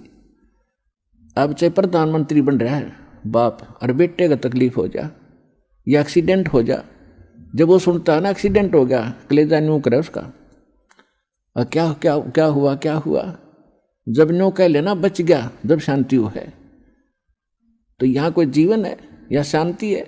हम सोचें राजा सुखी, पूरी पृथ्वी का राजा भी महादुखी है इस लोक के अंदर। तो सुख कहाँ है वो बता दिया भगवान ने कि सतलोक में है, जहां आप पहले रहा करते थे। उस सुख को आप यहां खोज रहे हो। जो बूरा की मंडी में सुख था वो नमक की मंडी में नहीं हो सकता। उस कीट को, उस कीड़े को जो खांड की बोरी से उठकर और किसी ने उठाकर नमक की बोरी मंडी में डाल दिया, तो वह सारा एक वही है, लेकिन कलर एक जैसा है। तो ये काल जो है ये भगवान जरूर कहलावा है, लेकिन ये भगवान नहीं है, ये सुखदाई नहीं है। तो उस सतलोक की और यहाँ की एक जैसी रचना है। ऐसे मनुष्य वहाँ है, ऐसी सृष्टि जो की तू है। आप पहले वहाँ रहा करते थे, चींटी से लेकर हाथी तक जितने भी असंख्य प्राणी हैं यहाँ पर, वो इतना बड़ा लोक है। और आप एक परिवार की वहाँ इतनी स्थान है, ऐसे हरे भरे बाग, ऐसे सदाबहार बाग आपके आंगन में लगे रहते हैं। बड़े बड़े महल हैं तेज पुंज के बने हुए, जैसे यहाँ मिट्टी है 5 तत्वों से बना सारा कुछ, पेड़ भी पौधे, वहाँ 1 तत्व से बने, नूर तत्व से। और उसको छोड़कर आप यहाँ आ गए, आप यहाँ खोज रहे हो सुख के, काम करूँ नहीं और सुख गणा हो, बैठे बैठे सारा कुछ मिल रहा है, ये तो वहाँ मिल जाएगा। तो इसकी नकल काल न करा कि स्वर्ग और महास्वर्ग। अब वहां आपको बैठों को जरूर मिलेगा स्वर्ग महास्वर्ग में, लेकिन पूंजी आपकी खत्म हो रही है। और वहां पूंजी बिल्कुल खत्म नहीं होती, क्योंकि आप अपने बाप के घर पर हो गए। बाप के घर पर कोई किराया थोड़ा देना पड़ता है, वो परम पिता है हमारा। तो यहाँ स्वर्ग में जो पूंजी खत्म हो जाएगी, आपको फिर पृथ्वी पर पटक देगा, झाड़ा लेकर के आपको चूस कर आपके पुण्यों को खत्म करके यहाँ पटक देता है। और वहाँ कभी पुण्य खत्म होते ही नहीं। जो प्राणी वहाँ जाएगा वो पुण्यों से इतना परिपूर्ण पुण्य हो जाएगा इस भक्ति, सत भक्ति से, और फिर अपने भगवान के पिता के घर चले जाएंगे। फिर वहाँ समस्याएं समाप्त हो जाती है। तो ये कहने का भाव ये है कि इस लोक की तुम इच्छा कम करो, यहाँ की सुविधाओं से भी मुंह मोड़ो थोड़ा सा। जितना ज्ञान आपको होता जाएगा उतना ही आप यहाँ से उल्टे हटोगे, तभी उस परमात्मा के निकट पहुँचोगे। यदि आप यहीं की कार कोठियों की डिमांड करते रहे भगवान के आगे, तो आपका मूल काम फिर रह जाएगा। परमात्मा आपको वो वस्तुएं अवश्य देगा जो कलयुग में ज़रूरी है। कलयुग में क्या ज़रूरी है? व्हीकल, जैसे मोटरसाइकिल है, कार है, या अन्य कोई सुविधाजनक कोई वैसे गाड़ी ठीक चलनी हो। बस में भी आदमी आसानी से जा सकता है, ट्रेन से भी जा सकता है, आना जाना उसमें कौन सा गाड़ी में बैठे बात से कि कौन सा देवता बन जाए, रेल में न इसमें कार में बैठ गया है तो आदमी है। तो जो भक्ति नहीं करता वो चाहे हेलीकॉप्टर ले रहा हो, वो तो पत्थर है और भगवान के लिए यूजलेस है। इसलिए परमात्मा कहते हैं, राम रटत निर्धन भलो, टूटी घर की छान, वो कंचन महल किस काम के, जहां भक्ति नहीं भगवान। कि परमात्मा को बच्चा प्यारा है, चाहे निर्धन हो, और इतना निर्धन हो कि घर की छत भी टूटी हो, और मेरी परमात्मा की भक्ति करता हो। और उस कंचन महल को क्या करे जिसका वो किस काम के सोने के महल जहाँ परमात्मा की भक्ति नहीं। तो भक्ति कितनी जरूरी है, कितनी आवश्यक है और कितनी महत्वपूर्ण है, इसकी कितनी कीमत है, ये आपको सत्संग से पता चलता है। तो आपको नहीं पता तो किसी की माननी अवश्य चाहिए जो बता रहा है। और एक तो बताया करें अपना अनुभव, वो तो संत अलग है। दास बताता है भगवान की बताई हुई, तो भगवान के बताए हुए में कोई त्रुटि नहीं हो रह सकती। ये तो आप बिल्कुल सत्य मान लो। ये तो माननी भी चाहिए कि भगवान जो कहता है वह फाइनल है। इंसान के कहे में त्रुटि हो सकती है, भगवान के कहे में नहीं हो सकती। तो दास अपना नहीं बताता अनुभव, भगवान का बताया ही बताता है। और जो उन्होंने ज्ञान दिया वो आपको सुनाता हूँ। और जिन महापुरुषों को भगवान सत्य वहाँ लेकर गए फिर वापस छोड़ा, उन्होंने जो ज्ञान दिया वो आपके रूबरू करता हूँ कि उन्होंने भी ऐसा ही कहा है और परमात्मा ने स्वयं आकर भी यही बताया है। तो फिर ये तो निसंशय हो जाना चाहिए आपको कि दास जो कह रहा है वो फाइनल है, वो सत्य है। तो सत्य को ग्रहण करने की आदत बनाओ। बच्चे खिलौनों को सत्य मानते हैं क्योंकि उनकी बुद्धि इतना काम नहीं करती। छोटे छोटे घोड़े होते हैं खिलौने से, कार होती हैं, उनको हाथ से ऐसे घसीटते हैं, उनको कहते हट जाओ कार आ गई है, हट जाओ कार आ गई है, और पीछे पीछे दौड़ रहे हैं उसके। तो ये खिलौने हैं इस पृथ्वी लोक के जो आप डिमांड करते हो, वो तो खिलौनों से खेल रहे हो। और इस ज्ञान से फिर आप खिलौनों से खेलना अपने आप छोड़ दोगे। जैसे छोटे बच्चे होते हैं खिलौनों से खेलते छोटी छोटी कारों के साथ, और जब वो बड़े हो जाते हैं, उनका विवाह हो जाता है और उनको ओरिजिनल कार बैठने को मिलती है, तो फिर क्या वो उन खिलौनों वाली कार से खेल सकते हैं? बड़े व्यक्ति आप उन खिलौने वाली कार को खेल सकते हो? उससे नहीं खेलोगे। इसी प्रकार जब आपके विचार इस ज्ञान से मैच्योर हो जाएंगे, यहाँ से उठेंगे ऊपर को, तो जब आपको ऊपर के सुख का ज्ञान होगा फिर आपकी इन यहाँ के खिलौनों में रुचि नहीं रहेगी। तो उस दिन आपकी भक्ति प्रारंभ होगी और एक दिन ये ज्ञान आपको होगा। भगवान ने आपको शरण में लिया है तो आपकी ऐसी स्थिति बनावेगा। पहले तो आपको जिन वस्तुओं की आवश्यकता वो जरूर देगा। अब आप यहाँ आते हो तो कोई तो रोग से दुखी है, कोई कर्जे से दुखी है, कोई अन्य कोई पुत्री के साथ कोई गलत घटना घट रही है, भाई कोई किसी केस से पीड़ित है, कोई किसी कारण से। और जो भी ज्ञान और भक्ति दी जाती है आपकी वहीं नष्ट हो जाती है, क्योंकि आप भक्ति करते हो, फिर 36 आपके ऊपर आपदाएं हैं, उनसे पर अर्जी लगाते हुए भगवान ने हो जाती, वो आपकी साथ साथ खत्म होती है। तो परमात्मा आपको कैसे ठीक करेगा? एक बार किसी के ओठ का चोट लगी, ओठ के, और किसी ने दवाई बता दी कि इसके होठ का हलवा बना के बांध दो।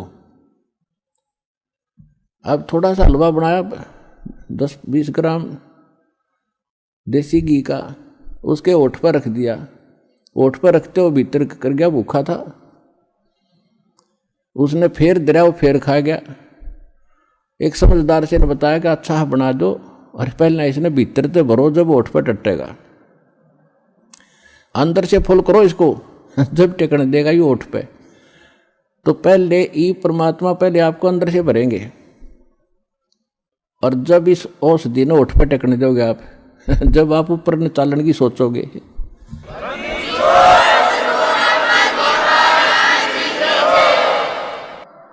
अर्थात आपकी यहाँ की जो रिक्वायरमेंट है, दाता आपके दुख हैं पहले इन्हें ठीक करेगा। और ठीक होके फिर आप गफलत कर जाते हो, इतना भी मालिक को मालूम है, आप चाहे मानो या ना मानो।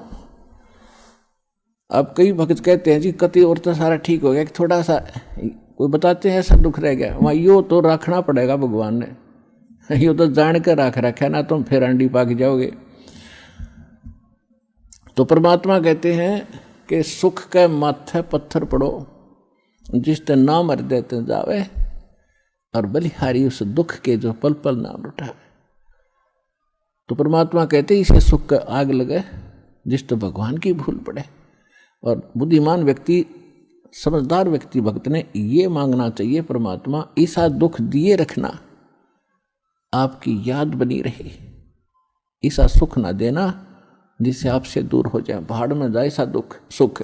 तो पुण्यात्माओं, ये परमात्मा थोड़ा बहुत जो रखे है ये अनिवार्य ही होगा हमारे लिए, ये सोचकर आप अब ब्लाइंड फेथ करो इस मार्ग पे।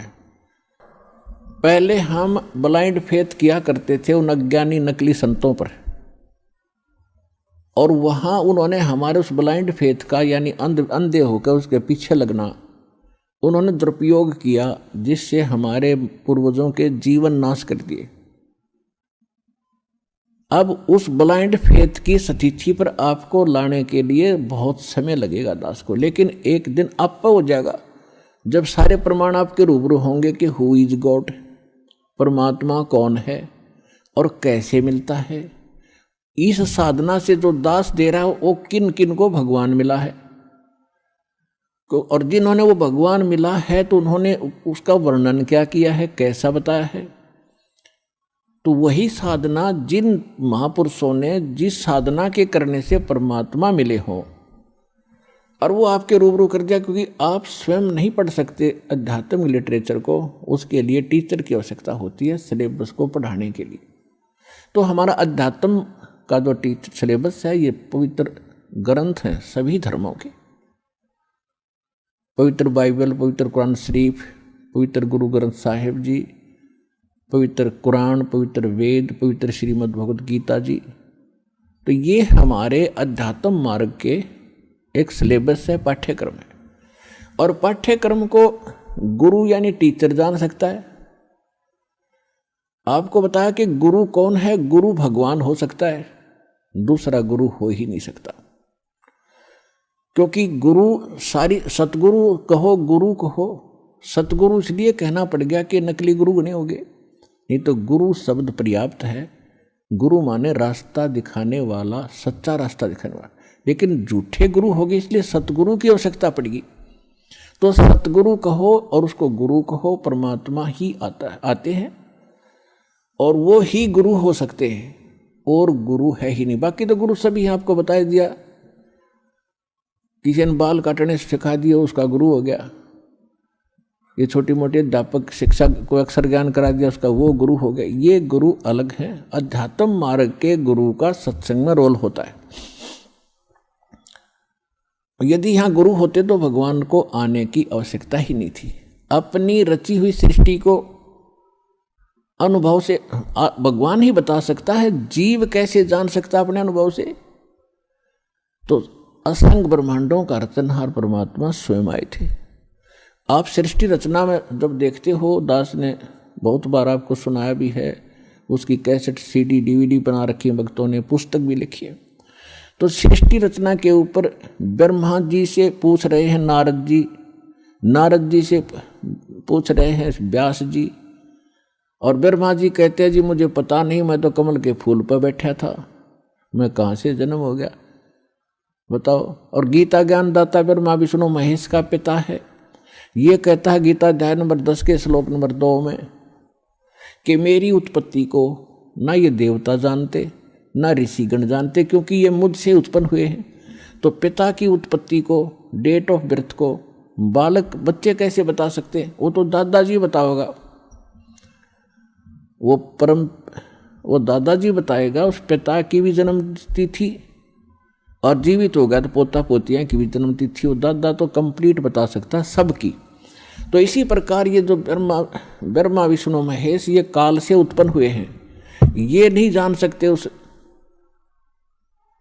अपने बाप की भी उत्पत्ति नहीं जानते। तो ब्रह्म की यानी काल की, और परम पिता परमात्मा जो सबका पिता है, सबका दादा है, सबका रचनहार है, कबीर भगवान, उसने आकर इनकी सबकी डेट ऑफ बर्थ बता रखी है, इनकी उत्पत्ति बता रखी है, इंक्लूडिंग सरपुरुष, अक्षर पुरुष और ब्रह्मा विष्णु महेश तक की, और सभी की।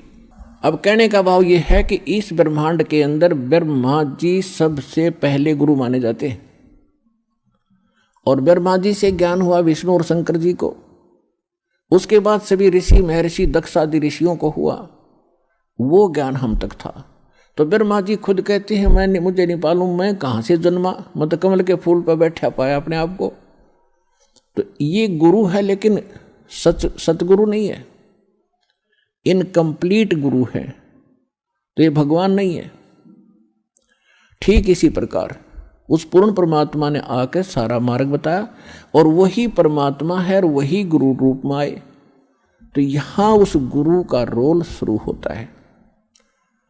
अब वो गुरु खुद आए परमात्मा, और फिर उन्होंने 600 वर्ष पहले अपने प्यारी आत्मा धर्मदास जी से कहा था कि जिस समय कलयुग 5500 वर्ष बीत जाएगा, उस समय परमात्मा ने कहा था कि चौथा युग जब कलयुग आई तब हम अपना अंश पठाएं और काल फंद छूटे नरलोई सकल सृष्टि परवानी खोई। कलयुग बीता 5500 पाचा जब यो मेरा वचन होगा साचा। परमात्मा ने कहा था धर्मदास जी को कि मैंने इस काल से कहा था कि जब कलयुग आवेगा चौथा युग तब मैं अपना अंश पठाऊंगा और उस समय सारी पृथ्वी पूरा विश्व नाम लेगा, परवाना पावेगा और धर्मदास सबका मोक्ष होगा। तो धर्मदास जी की यह बात समझ में नहीं आ रही थी, क्योंकि उस समय कबीर भगवान जब आए थे 600 वर्ष पहले तो उनका इतना विरोध था, कोई बात सुनकर राजी नहीं था, उनके नाम से भी नफरत हो गई थी लोगों को, क्योंकि मुल्ला और काजियों ने और हिंदुओं के पंडित और ऋषि मंडलेश्वरों ने भगवान को इतना बदनाम कर दिया था कि ये झूठा है, कपटी है, वेद शास्त्रों को जानता नहीं है, ये सारी बकवास कर रहा है, ब्रह्मा विष्णु महेश की बेइज्जती करता है, इसकी बात भी ना सुनना। और उस समय परमात्मा ने कहा कि पूरी पृथ्वी पर मेरा ही ज्ञान रहेगा, और वो भी इसे कलयुग में आज से 5500 वर्ष बीत जाएंगे, जब तो 4900 वर्ष ही बीतते थे कलयुग के। और ये भी भगवान बता रहे थे कि कलयुग में आने वाले कलयुग में तो इतने कृतघ्नी प्राणी हो जाएंगे, उनका वो कोई उनका ठिकाना ही नहीं रहेगा, ये काल ऐसा कर देगा। तो उस समय उसके गले यह बात नहीं उतर रही थी धर्मदास जी, क्योंकि वो तंत्रियामी थे, परमात्मा जानेंगे भक्त ऊपर से हाँ भरे पर अंदर जगह नहीं।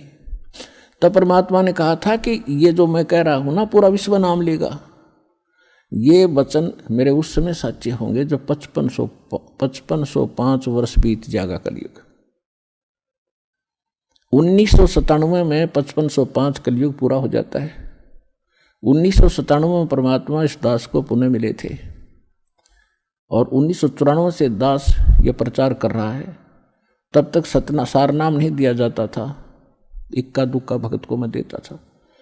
उसके बाद परमात्मा ने कहा कि अब ऐसे खोल दे पिटारे को, खोल दे ये और शुरू कर दे। अब आ गया वो समय जिसके लिए हम इतने प्रयत्न कर रहे थे, किसी प्रकार ये ज्ञान, ये नाम, ये भक्ति सुरक्षित रह सके। अरब ला दे बोछार मेरे बच्चों पर। तो ये वो 5505 वर्ष वाला समय आ गया।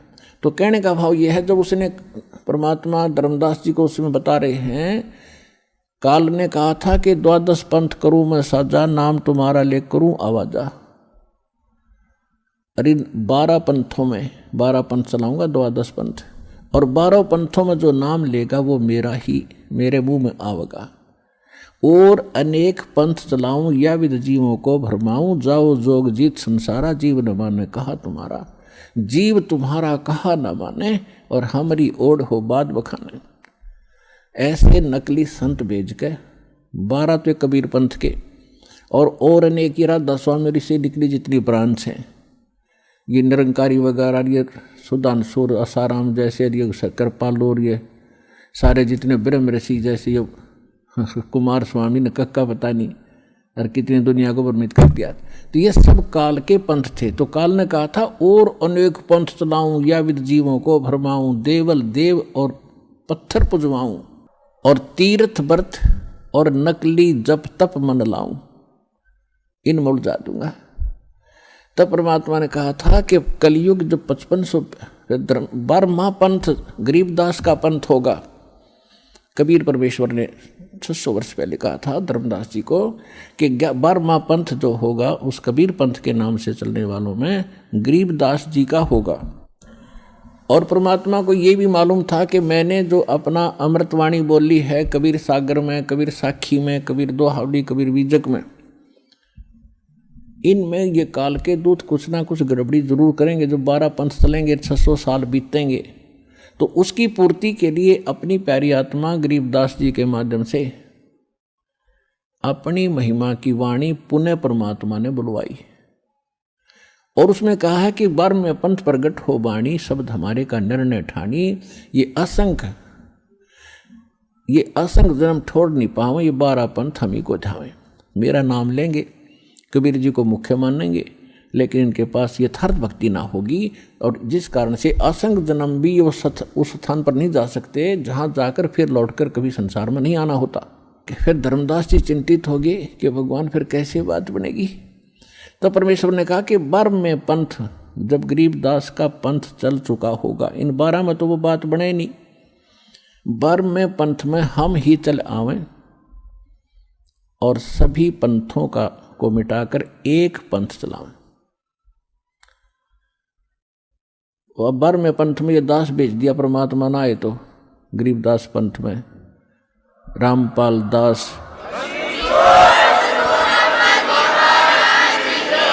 तो कबीर साहब ने कहा है कि पुरुष और गुरु सतगुरु में जो मेरा सच्चा गुरु होगा उसमें कोई भेद ना जानना, समकर जाने। मम संत मुझे जान मेरा ही स्वरूपम, परमात्मा ने कहा है मम संत, मेरे संत को मुझे ही जान, मेरा ही स्वरूपम। तो गुरु और सतगुरु, गुरु परमात्मा, सतगुरु परमात्मा स्वयं होते हैं, सतगुरु कहो चाहे गुरु कहो। और फिर पृथ्वी पर वही सतगुरु होता है जो उसका कृपा पात्र, और या वो स्वयं ही आते हैं। तो अब कहने का भाव यह है कि इस 21 ब्रह्मांड में इस दास के अतिरिक्त इस पृथ्वी पर छोड़ कहीं गुरु नहीं है इस मार्ग के जानने वाला वर्तमान में।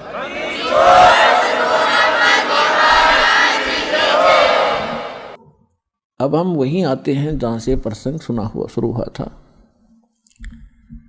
भाई गुरु बिन माला फेरते, गुरु बिन देते दान, गुरु बिन दोनों निष्फल हैं, चाहे पूछो वेद पुराण। गुरु गोविंद दोनों खड़े, काके लागू पाए, बलिहारी गुरु अपना जो गोविंद दियो मिलाए।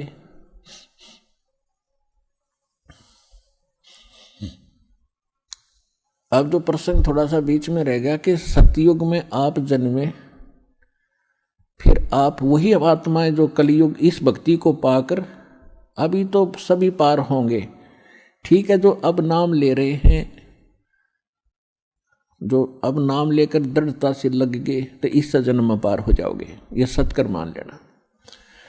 कहते हैं जीवन तय थोड़ा भला, जय सत्य सुमरण हो, और लाख वर्ष का जीवन वही लेख दरे न को। जीना तो थोड़ा ही भला, चाहे किसी जैसे वृद्ध आदमी हो गए, और इनको तो मालूम है कि कभी भी हमारी यहाँ से बात बिगड़ सकती है, तो इन तक घनी भक्ति करनी चाहिए। ठीक है, थोड़ा बहुत कष्ट बुढ़ापे में घना बढ़ जाता है, लेकिन मालिक साथ रहेगा, आपके रोगों को भी दूर करेगा, भक्ति योग बनाकर रखेगा। जब आपको शरण में लिया है तो ये परमात्मा ही, ये पत्थर न चला दे, पत्थर को बुला दे, और झोटे तो मंत्र करवा दिए, तो हम तो इंसान हैं, बहुत आसान है हमारे लिए तो सब कुछ करना। तो कहने का भाव ये है कि ये ना सोचें, कई भक्त चिंतित हो जाते हैं कि देखो एक भक्त रो रहा था कि सत्संग सुन के उसका लगभग 70 वर्ष की उम्र हो गई थी, और प्रथम बार ने बोला मैंने अपने जीवन में ज्ञान आज सुना, सत्संग तो मैं नफरत करा करता। देख फूटे भाग हमारे, रागनी होती हो, कहीं गाने बजते हों, सांग होता, वहाँ तो हम बढ़िया बात मानते हैं, और जब सत्संग हो रहा है उन्होंने कहना वहाँ नहीं जाना, वहाँ घटिया आदमी जाते। इसका कारण क्या रहा कि नकली संत, बात तो बताओ, भगवान की काम करे सारे खोटे, जिस कारण से बदनाम संत हो गए। इसलिए लोगों परमात्मा काल ने तो सारे बात बिगाड़नी थी, किसी प्रकार ये परमात्मा के सच्चे संत के पास पहुंचना, जारी न रास्ता ना मिल जाए। यूँ तो इस ताक में रहता है कि कोई भी बाधा पैदा करनी पड़े, यो सारी कर रहा है। तो समाज में एक ऐसी धारणा बना दी कि सत्संग में तो नकली बेकार से आदमी जाते हैं, नकली निकम्मी औरतें जाती हैं, और बाकी चाहे पत्थर की तरह पूजते रहो, माता पूजाओ कि तो मंडी पूजते रहो, धक्के खा लो, उड़स ठीक है, वहाँ ठीक है। तो ये सब काल प्रेरणा। तो कहने का भाव ये है, तो वो वृद्ध चिंतित हो गया और रो बैठ के आंसू पड़े, कहने लगा महाराज जी मेरा क्या बनेगा। मैंने तो पहली बार सुना ये ज्ञान आज, मैं तो घनी नफरत मान्या करता इन संतों से, और मुझे नहीं मालूम था इतनी बढ़िया बात। और जीवन मेरा तो जीवन नाश हो लिया, सारी उम्र पशु की तरह कमाया हूँ। 4 किले जमीन, एकड़ जमीन थी, 16 किले बना दिए मैंने अपने बच्चों के लिए। 2 बच्चे हैं और आज ये अपना ठाठ से रह रहे। लेकिन आपके ज्ञान से पता चला मैंने अपने लिए तो कुछ ना किया, अब मैं कैसे कर पाऊंगा, मैं तो कभी भी मर जाऊंगा। उसकी बुरा हाल देखा तो मैंने उसको समझाया कि अभी तक कुछ नहीं बिगड़ा आपका। अब जैसे कुएं में बाल्टी गिरती हो, पहले बहुत गहरे गहरे कुएं हुआ करते, 100 150 फुट नीचे तक, और खोद कर बना करते, उसे जल निकालने के लिए एक लंबी रस्सी, नेजू बोलते हैं उसको, नेजू होती थी, उसका बाल्टी बांध करके कुएं में डालते थे। एक लकड़ की पुली सी बनाकर उसके ऊपर डालकर ऐसे खींचा करते थे। वो कई बार गलती से हाथ से छूट जाती, उधर लंबी तो बहुत लंबी होती थी, 100 150 फुट दूर तक खींच कर ले जाते थे, वहाँ छोड़ देते थे। उधर से उसने कुएं में डाल दी, जो वहाँ खड़ा था या नहीं था, वैसे अपने आप भी करना पड़ जाता ऐसे कई बार, और उधर से हाथ से छूट गई। तो वो क्या करती थी, रस्सी, बाल्टी नीचे जा रही है कुएं में और रस्सी हाथ से छूट गई, और वो भी आगे धीरे धीरे सरकती जा रही है, और वो रस्सी रहेगी 2 फुट की, गिरने में सारी जा चुकी है कुएं में, और भाग दौड़ के कोशिश करके उसका लास्ट भी पकड़ ले, एंड, उसको पूछड़ी बोल रहे, पूछड़ी, एंड ने वो पूछड़ी भी मिल गई, हाथ में आ गई, तो कुछ भी ना गया, बाल्टी भी आ गई, पानी भी आ गया। तो इसी प्रकार आपका कुछ नहीं बिगड़ा अभी तक। मनुष्य जीवन रहते और ये सतभक्ति मिल गई तो आप कहवा पूछड़ी हाथ में आ गई, एंड ठा गया इस जीवन का, और दोनों हाथों में डुके खींच लो विष्णु, यानी भक्ति करो डट के, इस जन्म में बेड़ा पार हो जाएगा। जीवन ते थोड़ा भला जय सत्य सोमरण हो, ये लाख वर्ष का जीवन लेख धरे ना कोई। लाख वर्ष भी हमने जी के देख लिया। तो जो प्रश्न चल रहा है कि सतयुग में आपकी पूंजी खत्म हुई, उसके बाद त्रेता में आपने बड़े बड़े खूब अच्छे जीवन व्यतीत किए, कोई दुख विशेष नहीं होते थे, और फिर इसी प्रकार द्वापर में, अब कलयुग के प्रारंभ में भी घना सा दुख नहीं था। अभी तक परमात्मा में आस्था भी थी। अब काल ने इस बिजली पीढ़ी में बिजली गिरनी थी। आप देख रहे हो, दास का जन्म 8 सितंबर 1951, 8/9/51 में 1951 को हुआ था, और उससे पहले कभी माहौल देखा हमने, किस प्रकार रहा करते थे, कितना सिंपल जीवन जीते थे, कैसे नेक विचार उन महापुरुषों बुजुर्गों के होते थे, कैसा आपस में प्यार होता था वहां केवल। अब फिर उसके बाद दास ने देख लिया, उसके बाद ये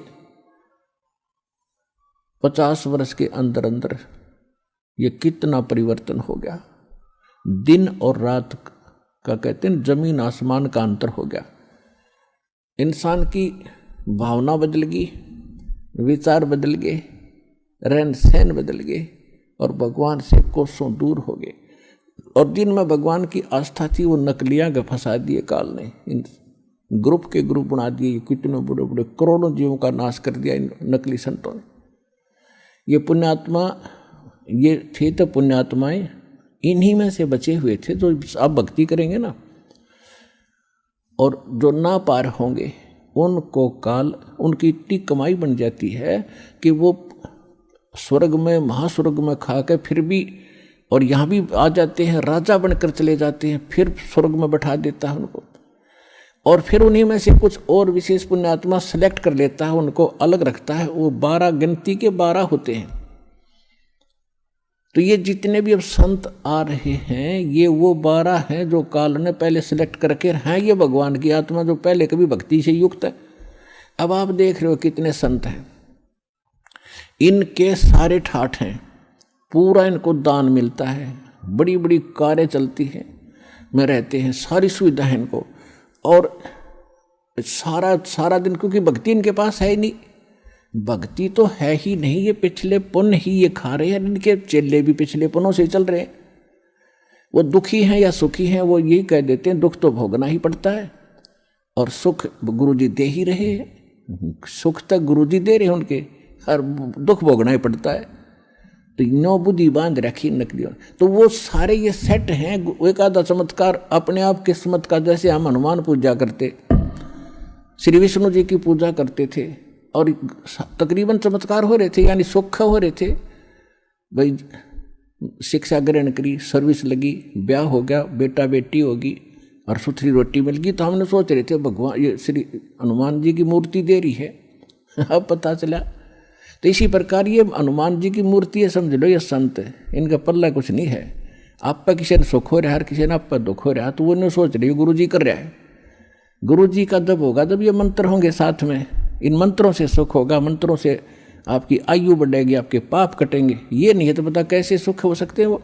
तो कहने का भाव ये है कि संत पिछले जन्म के पुण्यकर्मी प्राणी थे, और वो भी पुण्यकर्मी प्राणी जो भगवान के लिए भटकते भटकते इनका फंस गए, और ये फंस गए काल के। अब काल ने इनको इसीलिए पैदा कर दिया कि कोई भक्ति चाह नहीं, उसके लिए तो उसने कर दिया, एजुकेशन दे दी, चौधरी पका दिए, कोई मंत्री कोई महामंत्री बन गया, और कोई कुछ बन गया, और कोई छोटी मोटी पोस्ट पाकर सब आकड़ पाड़े अंडे हैं, थोड़े दिन IAS IPS बन गया, धरती तोल दे, और फिर अगले जन्म में गधा बना फिरेगा वो। तो ये जो अकड़ आ गई या कमजोरी काल ने पैदा कर दी। तो जो भक्ति नहीं चाहते वो तो खाओ धक्के, और जो भक्ति चाहते हैं वो काल के पक्के दूतों को फंस गए। अब परमात्मा ने कहा था कि काल ने कहा था कि 12 पहले अंश हमारे जाही और पीछे अंश तुम्हारा जाए। जब परमात्मा का, कबीर भगवान का और इस काल का अनुबंध हुआ था, इसने बहुत विनय की थी कि 3 युगों में जीव ना ले जाना। तो परमात्मा को भी मालूम था कि 3 युगों में ये ले जाने योग्य हुए को नहीं, क्योंकि इनके पिछले पुण्य कर्मों की बैटरी चार्ज रहेगी। और ये मैं भक्ति बताऊंगा उसने मानना है को नहीं। ये जो भक्ति कर रहे हैं ये सोचे इसी से सुख हो रहा है, ये हो रहा था उनके पुण्य कर्मों से होता रहेगा, जिस कारण से ये त्रेता सतयुग त्रेता में ये कत्ती नहीं मान रहे। और काल राजी कर दिया, ठीक से भाई 3 युगों में तू कर ले जो तूने करना। फिर चौथे युग में इसने कहा था कि चौथा युग में पहले मेरे हंस जा, मेरे दूत जावें, और पीछे तेरा आवे। परमात्मा बोले या भी मान ली तेरी जा, और बोल। परमात्मा को पता था यदि मैं पहले भेज दूंगा अपने हंस ने तो वो सारी सच्ची कहेगा, फिर ये काल के दूत जाएंगे वो ये बताने लग जाएंगे, भिन्नता कहाँ रहेगी। तो काल ने इसलिए उसको आदेश दे दिया। काल ने ये सोचा था कि सा कंडम कर दूंगा, इन्हें इतना ऐसा बना दूंगा या तो भक्ति करने योग्य रहेंगे नहीं, कोई शराब में, कोई सुल्फा, कोई अफीम, सारे अड़ंगे पर लगा दिए। जो भक्ति करते हैं वो कोई पत्थर पानी पूजन पर ला दिए, या नकली संतां का फंसा दिए। तो काल ने यह चालाकी करी थी कि पहले अंश मेरे जाही और पीछे अंश तेरा आई। तेरा जो दास से दाता वो बाद में आवे, पहले मेरे जाले हक जा, पहले तेरे चले जाएंगे। परमात्मा को पता था कि वो नकली संत जितने काल के दूत जाएंगे उन्हें ज्ञान तो है नहीं, इनके भगवान ने ज्ञान नहीं, तो वो ज्ञान क्या करेंगे, बकवास गढ़ेंगे। तो वो बकवास घड़ घड़ के ज्ञान बता बता के उनकी कई पीढ़ी जा चुकी होंगी और उनकी पुस्तक बन चुकी होंगी, उनके ज्ञान की DVD बन चुकी होगी। तब मेरा दास जाएगा और उनको परमात्मा ने कहा था, उनका सुनियोजित तरीका था, ऐसे इंस्ट्रूमेंट कलयुग में मालिक ने बनवाए हैं, ये प्रोजेक्टर, टेलीविजन, हाथों हाथ सच्चाई देगा मेरा दास जा करके। वो नकलियों के दिखाएगा नकली अनुभव और सदग्रंथों को दिखाएगा कि जिन महापुरुषों को मिले उन्होंने ये भक्ति की, यही हमारे सदग्रंथ बताते। तो 1 मिनट में उन सब की खाल तार कर रख देगा। सब बच्चे मुझे पहचानेंगे और मेरे पास आ जाएंगे फिर छोड़ छोड़ के।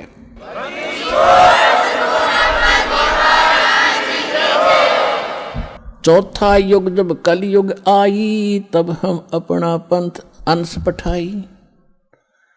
काल बंद छूटे नर लोई, शुक्ल सृष्टि परवानिक होई। सारी सृष्टि परवानिक यानी पूरा विश्व नाम लेगा। कलयुग बीते 5500 पाचा, जब यो वचन मेरा होगा साचा। आज जो धर्मदास मैं तुझे बता रहा हूं कि एक दिन इन सभी नकलियों का पर्दाफाश कर दिया जाएगा और ये सभी पंथ खत्म हो जाएंगे जब सच्चाई से परिचित होंगे। सब मजहब के लोग भी सत्य को स्वीकार करके पूरा मानव एक होगा और भक्ति करेंगे और इन प्रमाणों से इतने प्रभावित होंगे, फिर वो सभी नाम लेंगे, पूरा विश्व नाम लेगा। तो वो समय अब आ गया पुण्यात्मा।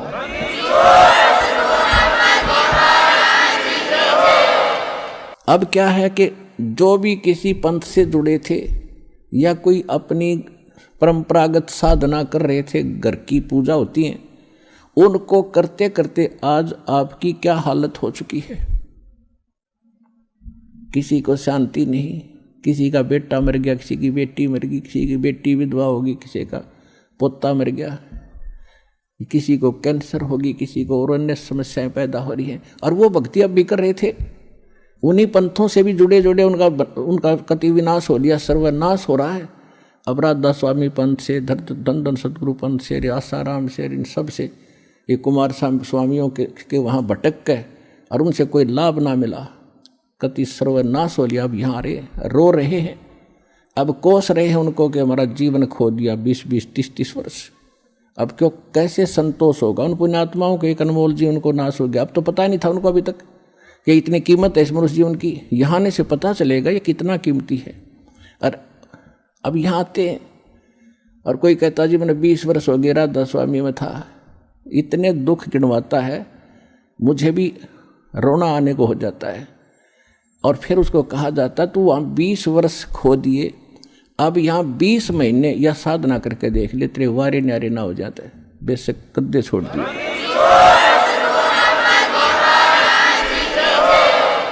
अब भगवान मिलेगा तो सारे काम भगवान वाले ही करेगा। तो कहने का भाव दास का ये है कि फिर वो परमात्मा आपको राहत कैसे देगा। भाई गुरु बिन माला फेरते, गुरु बिन देते दान, गुरु बिन दोनों निष्फल हैं, चाहे पूछो वेद पुराण। अब गुरु के बिना जो दान आप करते थे, जैसे बगैर ज्ञान के दान तो करते ही हम, डटा नहीं, जा रुक नहीं सकते। परमात्मा कहते हैं कि धर्म बिना धापै नहीं, ये प्राणी प्रपंच आस बराणी क्यों करे, तन दिया हो तो संच। कहा कि इस धर्म करे बिना पुण्यात्मा जो अच्छी आत्मा होती है उनको संतोष हो ही नहीं सकता। वह कोई ना कोई धर्म की जरूर कोशिश करते हैं करूं, तो वो कर्म शास्त्र विदिता का मनमाना किया गया धर्म कर्म, कोई भी पूजा वो व्यर्थ बताई। गीता अध्याय नंबर 16 के श्लोक नंबर 23 और 24 में। तो वो जो साधन धर्म करते भी थे हम, क्योंकि सबकी कोशिश थी धर्म करें, रुक नहीं सकते। जब हमें धर्म कर्म का पता क्या था, एक आम परंपरा बनी हुई थी कि हम हनुमान के पुजारी थे ये दास, और मंगलवार को 100 रुपये का प्रसाद बांट दिया करते। जिस दिन 5.25 का बांट देते उस दिन घनी खुशी बनाया करता, तो बड़ा दान कर दिया, बहुत बड़ा। और किस कोई उसका 100 मणि ला देता हो तो 1-2 साल में कदे बात बनाया करती, तो उस तो बड़ी खुशी बनाया करता, बहुत बड़ा पुण्य कर दिया। तो यहाँ बताते हैं कि जिन हर जैसा सुमरिया, ताको तैसा लाभ, ओसा प्यास न भाग ही, जब लग दसे न आब। अब जैसे किसी ने कंबल बांट दिए कहीं पर गरीबों में, या कि तो भंडारा लगा दिया, या कोई प्याऊ बनवा दी, कोई धर्मशाला में सहयोग कर दिया, कोई हैंडपंप लगवा दिया, तो ये चीज धर्म की काम है। लेकिन गुरु बिन यानी गुरु बनाए बिना हम जो भी पुण्य करते हैं वो व्यर्थ बताया। और फिर ये भी कहा है कि जैसे कर्म करेगा वो सारे ही मिलेंगे। अगर यदि आपने पक्षियों को दाने भी डाले हैं वो भी आपके पुण्य में लिखा जाएगा। आपने जानबूझ के कोई चींटी भी मार दी वो भी आपके पाप में लिखा जाएगा। और जब तक गुरु धारण नहीं करते जितने भी जीव हिंसा आपकी होती है वो आपके पाप कर्मों में ही लिखी जाती है। तो कहने का भाव ये है कि पाप तो ढेर सारे हों डेली, और पुण्य कभी कभी कर पाते हो आप, जिसको आप पुण्य मानते थे बिना गुरु के। अब ये भी कहा कि जैसे कर्म करेगा वैसा फल देगा भगवान, ये भी पक्की बात है। अब फिर ये भी कहा कि गुरु बिन माला फेरते गुरु बिन देते दान, गुरु बिन दोनों निष्फल हैं, पूछो वेद पुराण। तो अब गुरु के बिना जो दान करा वो व्यर्थ है। उधर कह रहे हैं कि जो किया वो मिलेगा ही मिलेगा। तो इसके पीछे एक राज है, इसको अध्यात्म ज्ञान कहते हैं। अब जैसे किसी ने खूब दान किए हैं, भंडारे लगाए हैं और कंबल बांटे हैं, कितने प्याऊ बनवा दी है, पक्षियों को दाने भी डाले हैं, तो अगले जन्म में गुरु ना बनाने से उसको मनुष्य जीवन नहीं मिलेगा। नेक्स्ट जीवन मान लीजिए वो कुत्ता बन गया अगले जन्म में। और कुत्ता बनकर आप देखते हो आजकल एक कुत्ते के लिए कितनी फैसिलिटीज दी जाती हैं उस सेठ साहूकार के द्वारा जो कुत्ते को पालता है। अलग से उसका रूम होता है, कमरा, और उसमें एसी लगे हैं, कूलर भी लगा, पहले कूलर लगाते थे, आजकल एसी लगाए जाते हैं उनके लिए। और उसके खाने को भी बहुत अच्छा भोजन मिलता है। दिन में नौकर नवाते हैं, खूब सैर सपाटे कराते। और फिर क्या होता है, गाड़ी में वो कुत्ते का मालिक तो ड्राइवर बनता है और कुत्ता मालिक की सीट पर बैठकर ऐसे गर्दन निकाल कर बाहर देखता चलता है ठाठ से। अब उस कुत्ते ने पिछले जन्म में बिना गुरु किए दान धर्म किए वो मालिक ने दे दिए उसको। आम व्यक्ति को भी वो सुविधा उपलब्ध नहीं है जो उस कुत्ते को उपलब्ध है। कार भी है, ड्राइवर भी है, एसी रूम है, खाने को संशोधित भोजन भी है, बहुत बढ़िया आहार है, सारा उसको प्यार मिल रहा है। अब इस जन्म में उसने जो कुछ भी कराया था पूर्व जन्मों में वो बगैर गुरु के वो सारा पुण्य दे दिया काल भगवान ने। वो देना पड़ता, जैसे कर्म करेगा वैसा फल तो देगा ही देगा। लेकिन वो सुविधा मिली कुत्ते के जीवन में, और नेक्स्ट जीवन उसका सूअर का होगा। हाँ बताओ, फिर उसने कौन रखा गाड़ी और कारों में अलग रूम बना के। अब क्या मिलेगा उसको। और यदि उस पुण्यात्मा ने गुरु धारण किए होते और फिर दान करता, या तो पार हो जाता, अर्नी मनुष्य जीवन मिलता, ये सुख भी मिलते, और मनुष्य जीवन में फिर भगवान आगे संभालता। उसका नियम है, जो जन मेरी शरण है ताका हूँ दास, और गेल गेल लाग्या फिरूं जब तक धरती आकाश। आज ये दो ही विषय है सत्संग के, कि एक तो एक बार जो मालिक की शरण में आज आ गया और उसका अकाउंट खुल गया। जैसे कोई रोगी है और डॉक्टरों ने जवाब दे दिया और यहाँ आ गया, वो यदि आते आना नहीं था, वो तो कति फांसी लग ली, सारी तरफ से रास्ते बंद हो लिए, तब यहाँ आ गया। ये भी सौभाग्य उसका, उसको नाम मिल गया। अब जो इस उद्देश्य से आते हैं कि हमारा व्यक्ति ठीक हो जाए, फिर अच्छी बात है, और वो नाम ले गया, उसने भक्ति कर ली और उसकी मृत्यु होगी, तो वो उसका परमात्मा का बच्चा हो गया। अब आपको ये भी बताया था कि इस मंत्र, प्रथम मंत्र के लेने से और कुछ जाप करने से बहुत से मानव जीवन प्राप्त करने योग्य कर्म बन जाते हैं आपके। तो उसकी मृत्यु के तुरंत बाद मृत्यु भी होगी तो एक कमीज बदल का होगा, कुर्ता पजामा, आते फिर भक्ति मिलेगी। और ऐसे घर में जन्म लेगा जो पहले से ही भक्ति पर लगे पाओगे उसको। तो हम तो अपने स्वार्थ को काउंट करते हैं कि ये और जीवन धंधा करे कमावे, और यदि जब इसका कोई इलाज नहीं होता, कितना प्यारा बेटा हो बेटी हो और वो रोगी हो जाती है, ट्रीटमेंट करा के हम थक लेते हैं, तब आप ही कहते हैं भगवान इसकी माटी संगवा ले। अपने पुत्र को भी ये कहना पड़ जाता भगवान इसने ठा ले तो अच्छा है, दुखी हो रहा है। अब जब तो भगवान ठावा नहीं हो तो काल ठावेगा बगैर नाम के तय। नाम लेकर जब ठा भी लिया तो भगवान ने ठावेगा फिर उसने, और फिर दोबारा जन्म देगा मनुष्य का। तो पिछले सारे पाप नाश करके उसको नए सिरे से भक्ति प्रारंभ करके उसके 2 जन्म में पारे कर देगा परमात्मा। तो कितना बड़ा पुण्य है, कितना बड़ा बेनिफिट आपको प्राप्त हुआ। दूसरी बात यह है कि यहाँ आने वाला चाहे कति सब जगह से हार चुका हो और सच्चे समर्पित भाव से, क्योंकि परमात्मा आत्मा का साथी है, इस मन का साथी नहीं है। मन तो ऊपरले मन तो हाँ भरा करे, और आत्मा रो के हाँ भरती है। और रोगी जिस दिन हाँ भर के नो सच्चे दिल तो रो के नु कहेगा भगवान जीऊँ इतना आपकी भक्ति करूँगा, और कोई इसके बाद बकवास नहीं चलेगी, पक्की गारंटी है। तो तुरंत सुनता है और रोज फर्क होना शुरू हो जाता है। तो इस तरह की समर्पण वो जब करेगा जब उसको ज्ञान होगा। अब तो किसी के कहने से आ गया चलो वहाँ ठीक हो जाते हैं, चलो वहाँ ठीक हो जाते हैं, टीवी पर देखा फलाने ने कहा मैं ठीक हो गया, तो वो ठीक हुए, वो झूठ नहीं बोल रहे, वो यही मिल जाएंगे। आपने बेशक पूछ लियो घूमते फिरते। और जो नाम लेकर ठीक नहीं हो रहे, वो क्यों नहीं हो रहे? सतगुरु के दरबार में कमी कहे की ना, अनसमोज ना पावता तेरी चूक चाकरी माँ। इसी कारण से उसको लाभ ना मिलेगा तो उसके अंदर कोई दोष है, उसकी कोई सेवा के अंदर समर्पण भाव में कमी है। और जब हम समर्पित हो जाते हैं तो हम समझ ले सभी पूजाओं को त्याग कर, सभी मर्यादाओं को त्याग कर एक मालिक के पथ पर, परमात्मा के द्वारा बताए मार्ग पर चलेंगे। तब हम आन उपासना बंद कर देंगे तो हम एक परमात्मा पर आश्रित हो गए।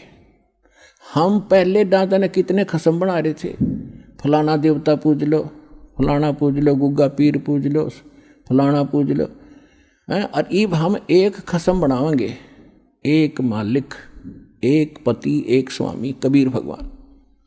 और जब आप हृदय से स्वीकार कर लोगे इस परम पिता को, और फिर देखना पति भरता जमी पर जो जो धर पाव, समृत झाड़ू देत है ना काटा लग जावे।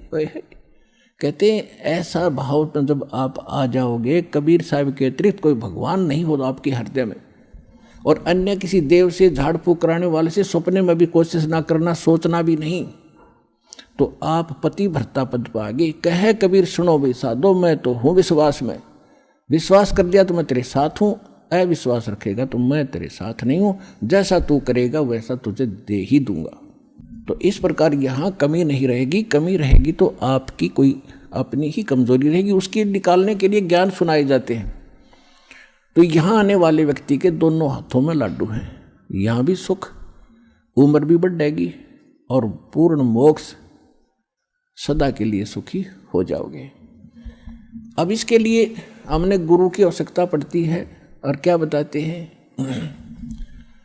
ये ज्ञान होने के बाद आपको ऐसी स्थिति महसूस होगी, सतगुरु के उपदेश का लाया एक विचार, जय सतगुरु मिलते नहीं जाते नरक दुआर।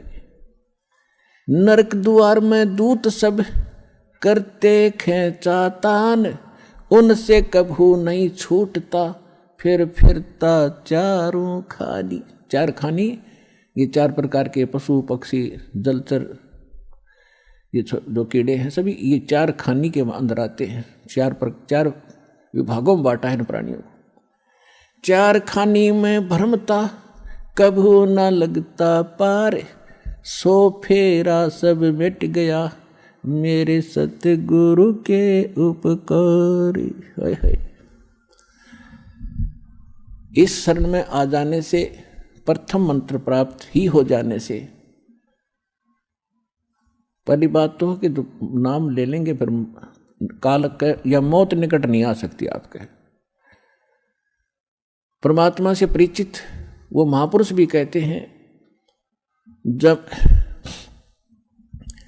काल डरे करतार से जय जय जय जगदीश, जोरा जोड़ी झाड़ता पगरज डरे शीश। अब क्या बताते हैं, काल जो पीसे पीसना और जोरा है पनिहार, ये दो असल मजदूर हैं मेरे सतगुरु के दरबार। जोरा कहते हैं मौत को, क्योंकि पुण्यात्माओं इस अध्यात्म मार्ग के कुछ शब्द अलग होते हैं, तो इसमें समझना के लिए अब समझाया भी जाता साथ के साथ। जैसे गीता अध्याय नंबर 7 के श्लोक नंबर 29 में, उसमें लिखा है कि जरा मरण मोक्षाय यतंती ते, वो ब्रह्म तत्विदु कृष्णम अध्यात्म च अखिल च कर्मम, के जो जरा और मरण से छूटने के लिए प्रयत्न करते हैं, वहां जरा माने है वृद्ध अवस्था और मरण माने मृत्यु।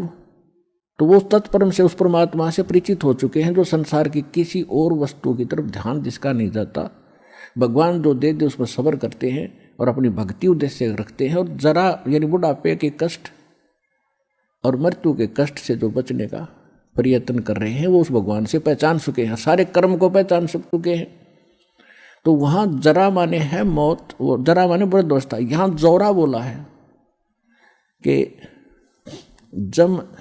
जम जोरा जा से डरे, जोरा माने मृत्यु और काल के दूत। फिर यहां कहते काल डरे करतार से जय जय जगदीश, और जोरा ये मृत्यु, जोड़ी झाड़ता यानी परमात्मा के जूते झाड़ता है ये, यानी नौकर असली नौकर है या मौत। और नौकर मालिक के हुक्म बिना कोई काम नहीं कर सकता। काल जो पीसे पीसना, पहले राजा लोगों के यानी नौकर पीसा करते थे। कहते ये काल यहाँ का 21 ब्रह्मांड का स्वामी ब्रह्म, ये तो सतगुरु कबीर भगवान का जो सोच लो पीसने वाला नौकर है, जो सबके लिए व्यवस्था उससे करवा रहा है, ऐसे समझ लो। यानी ये नौकर है, उसके हुक्म से सब काज कुछ हो रहा है। और जोड़ा जोड़ी जोरा माने मौत, जोड़ी माने जूते झाड़ता है, और पग रद डारे शीश, पैर के परमात्मा के पैर के धूली को सिर पे लगाते। तो नौकर एक मालिक के बच्चों को हानि कैसे कर सकता है? तो आप हो गए उस मालिक के बच्चे जो शरण में आ गए। तो क्या कहते हैं, काल डरे करतार से जय जय जय जगदीश, और जोरा जोड़ी झाड़ता पगरज डारे शीश। काल जो पीसे पीसना, और ये जोरा है पनिहार। अब दूसरे शब्दों बता रहे, ये काल यहाँ का जो सबको खाता है, ये तो परमात्मा की चक्की पीसता है। और मौत भगवान का पानी भरती है। पानी भरना मतलब नौकरानी हुआ करती थी राजाओं के। और ये दो असल मजदूर हैं मेरे सतगुरु के दरबार, गरीबदास जी बता रहे हैं। तो आप उस परमात्मा की शरण में आ गए हैं। तो यहाँ क्या बता रहे हैं कि सतगुरु के उपदेश का अब लाया एक विचार, और जय सतगुरु ना मिलते तो जाते नरक द्वार। नरक द्वार में दूत सब फिर करते खेचा ताने। अब आप न पकड़ के कोई कुआं में गिरना चाहे, क्या खुश होके गिर जाओगे? पूरे हाथ पैर मारोगे, चिल्लाओगे और बैक मारोगे जितनी आपकी पैर बसाओगे। तो वहां तो नरक भी कुआं भी हाहाकार माच रही, उनका पीटे जा रहे हैं, कोई सड़ रहे हैं, कोई कौवे नोच रहे, और उस खड्डे में उस गड्ढे में आपको फेंकने के लिए ले जाते समूह के समूह को। हजारों की संख्या में यम के दूत भाले ले रखे होते हैं। ये जो शरीर है आपका, ये तो ऊपर का कुर्ता पजामा है, असली शरीर तो अंदर है, इसको सूक्ष्म शरीर कहते हैं। उसमें प्राणी मरता नहीं, लेकिन दर्द बहुत होता है। तो ये भूत प्रेत उस सूक्ष्म शरीर में घूमते हैं, वो आपको नहीं दिख सकते। और वहाँ वो शरीर होता है, उसको फिर जब आदेश हो जाता धर्मराज से, धर्मराय के यहाँ से न्यायाधीश से जाओ इसको नरक में, इसको स्वर्ग में, इसको गधे की योनि में, इसको कुत्ते की योनि में। वो तो फटाफट चले जाते हैं। यम के दूत जब उसको लेकर चलते हैं पूरे टोल को, जैसे डांगर पशुओं को फाटक में रोकते समय वो वापस भाजन गलठ मार मार के अंदर ठोक्या करें, तो वो स्थिति होगी वहाँ पर उन प्राणियों की जो सत भक्ति नहीं करते या नकली संतों से नाम लेकर भक्ति करे। सतगुरु ना मिला जिनको, यम के दूत उनको आगे को ले जाएंगे और वो वापस भाजेंगे। उसमें कौन करे राजी खुशी, तो उनका सीधे भाले ठोकेंगे, दे लटकीते लागो, और उनको फिर धक्के से ठोक कर उसमें और फाटक बंद कर देंगे। तो यहाँ बताते हैं नरक द्वार में दूत सब फिर करते खेचा ताण, उनसे कभू ना छूटता।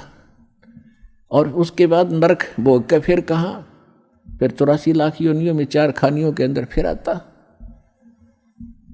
4 खानी में भरमता और कभू न लगता पार, ये फेरा सब मिट गया मेरे सतगुरु के उपकार।